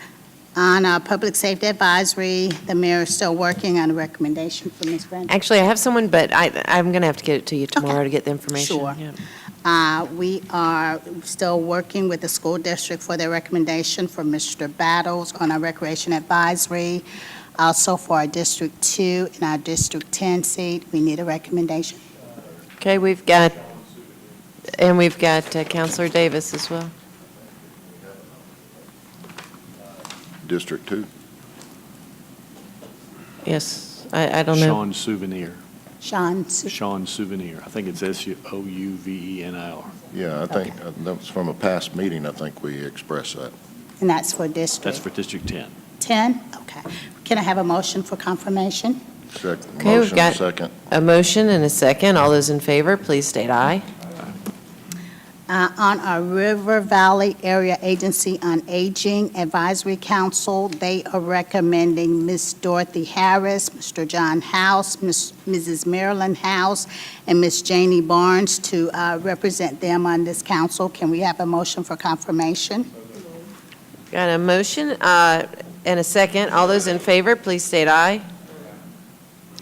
And then on our tree board, we have 2 vacant seats, Dr. Roger Brown as well as Ms. Ann Wright. If there are any recommendations, we'll receive those today. Otherwise, that's all I have, Madam Mayor. All right, good. And I believe the city attorney has asked for an executive session on matters of property acquisition and disposition, and also matters... Litigation, okay. If I could get a motion? I've got a motion. Is there a second? All right, all those in favor, please state aye. All right, we're in executive session. Please clear the chambers. Thank you. All right, we are back on, and we are so appreciative of you guys and your patience. We had an executive session on issues of property acquisition, disposition, as well as litigation. At this time, our agenda is concluded, and I'll entertain a motion to, hold on. Yeah, okay, excellent. Councilor Huff, you said you wanted me to make one? I'm sorry, I can't access you for some reason.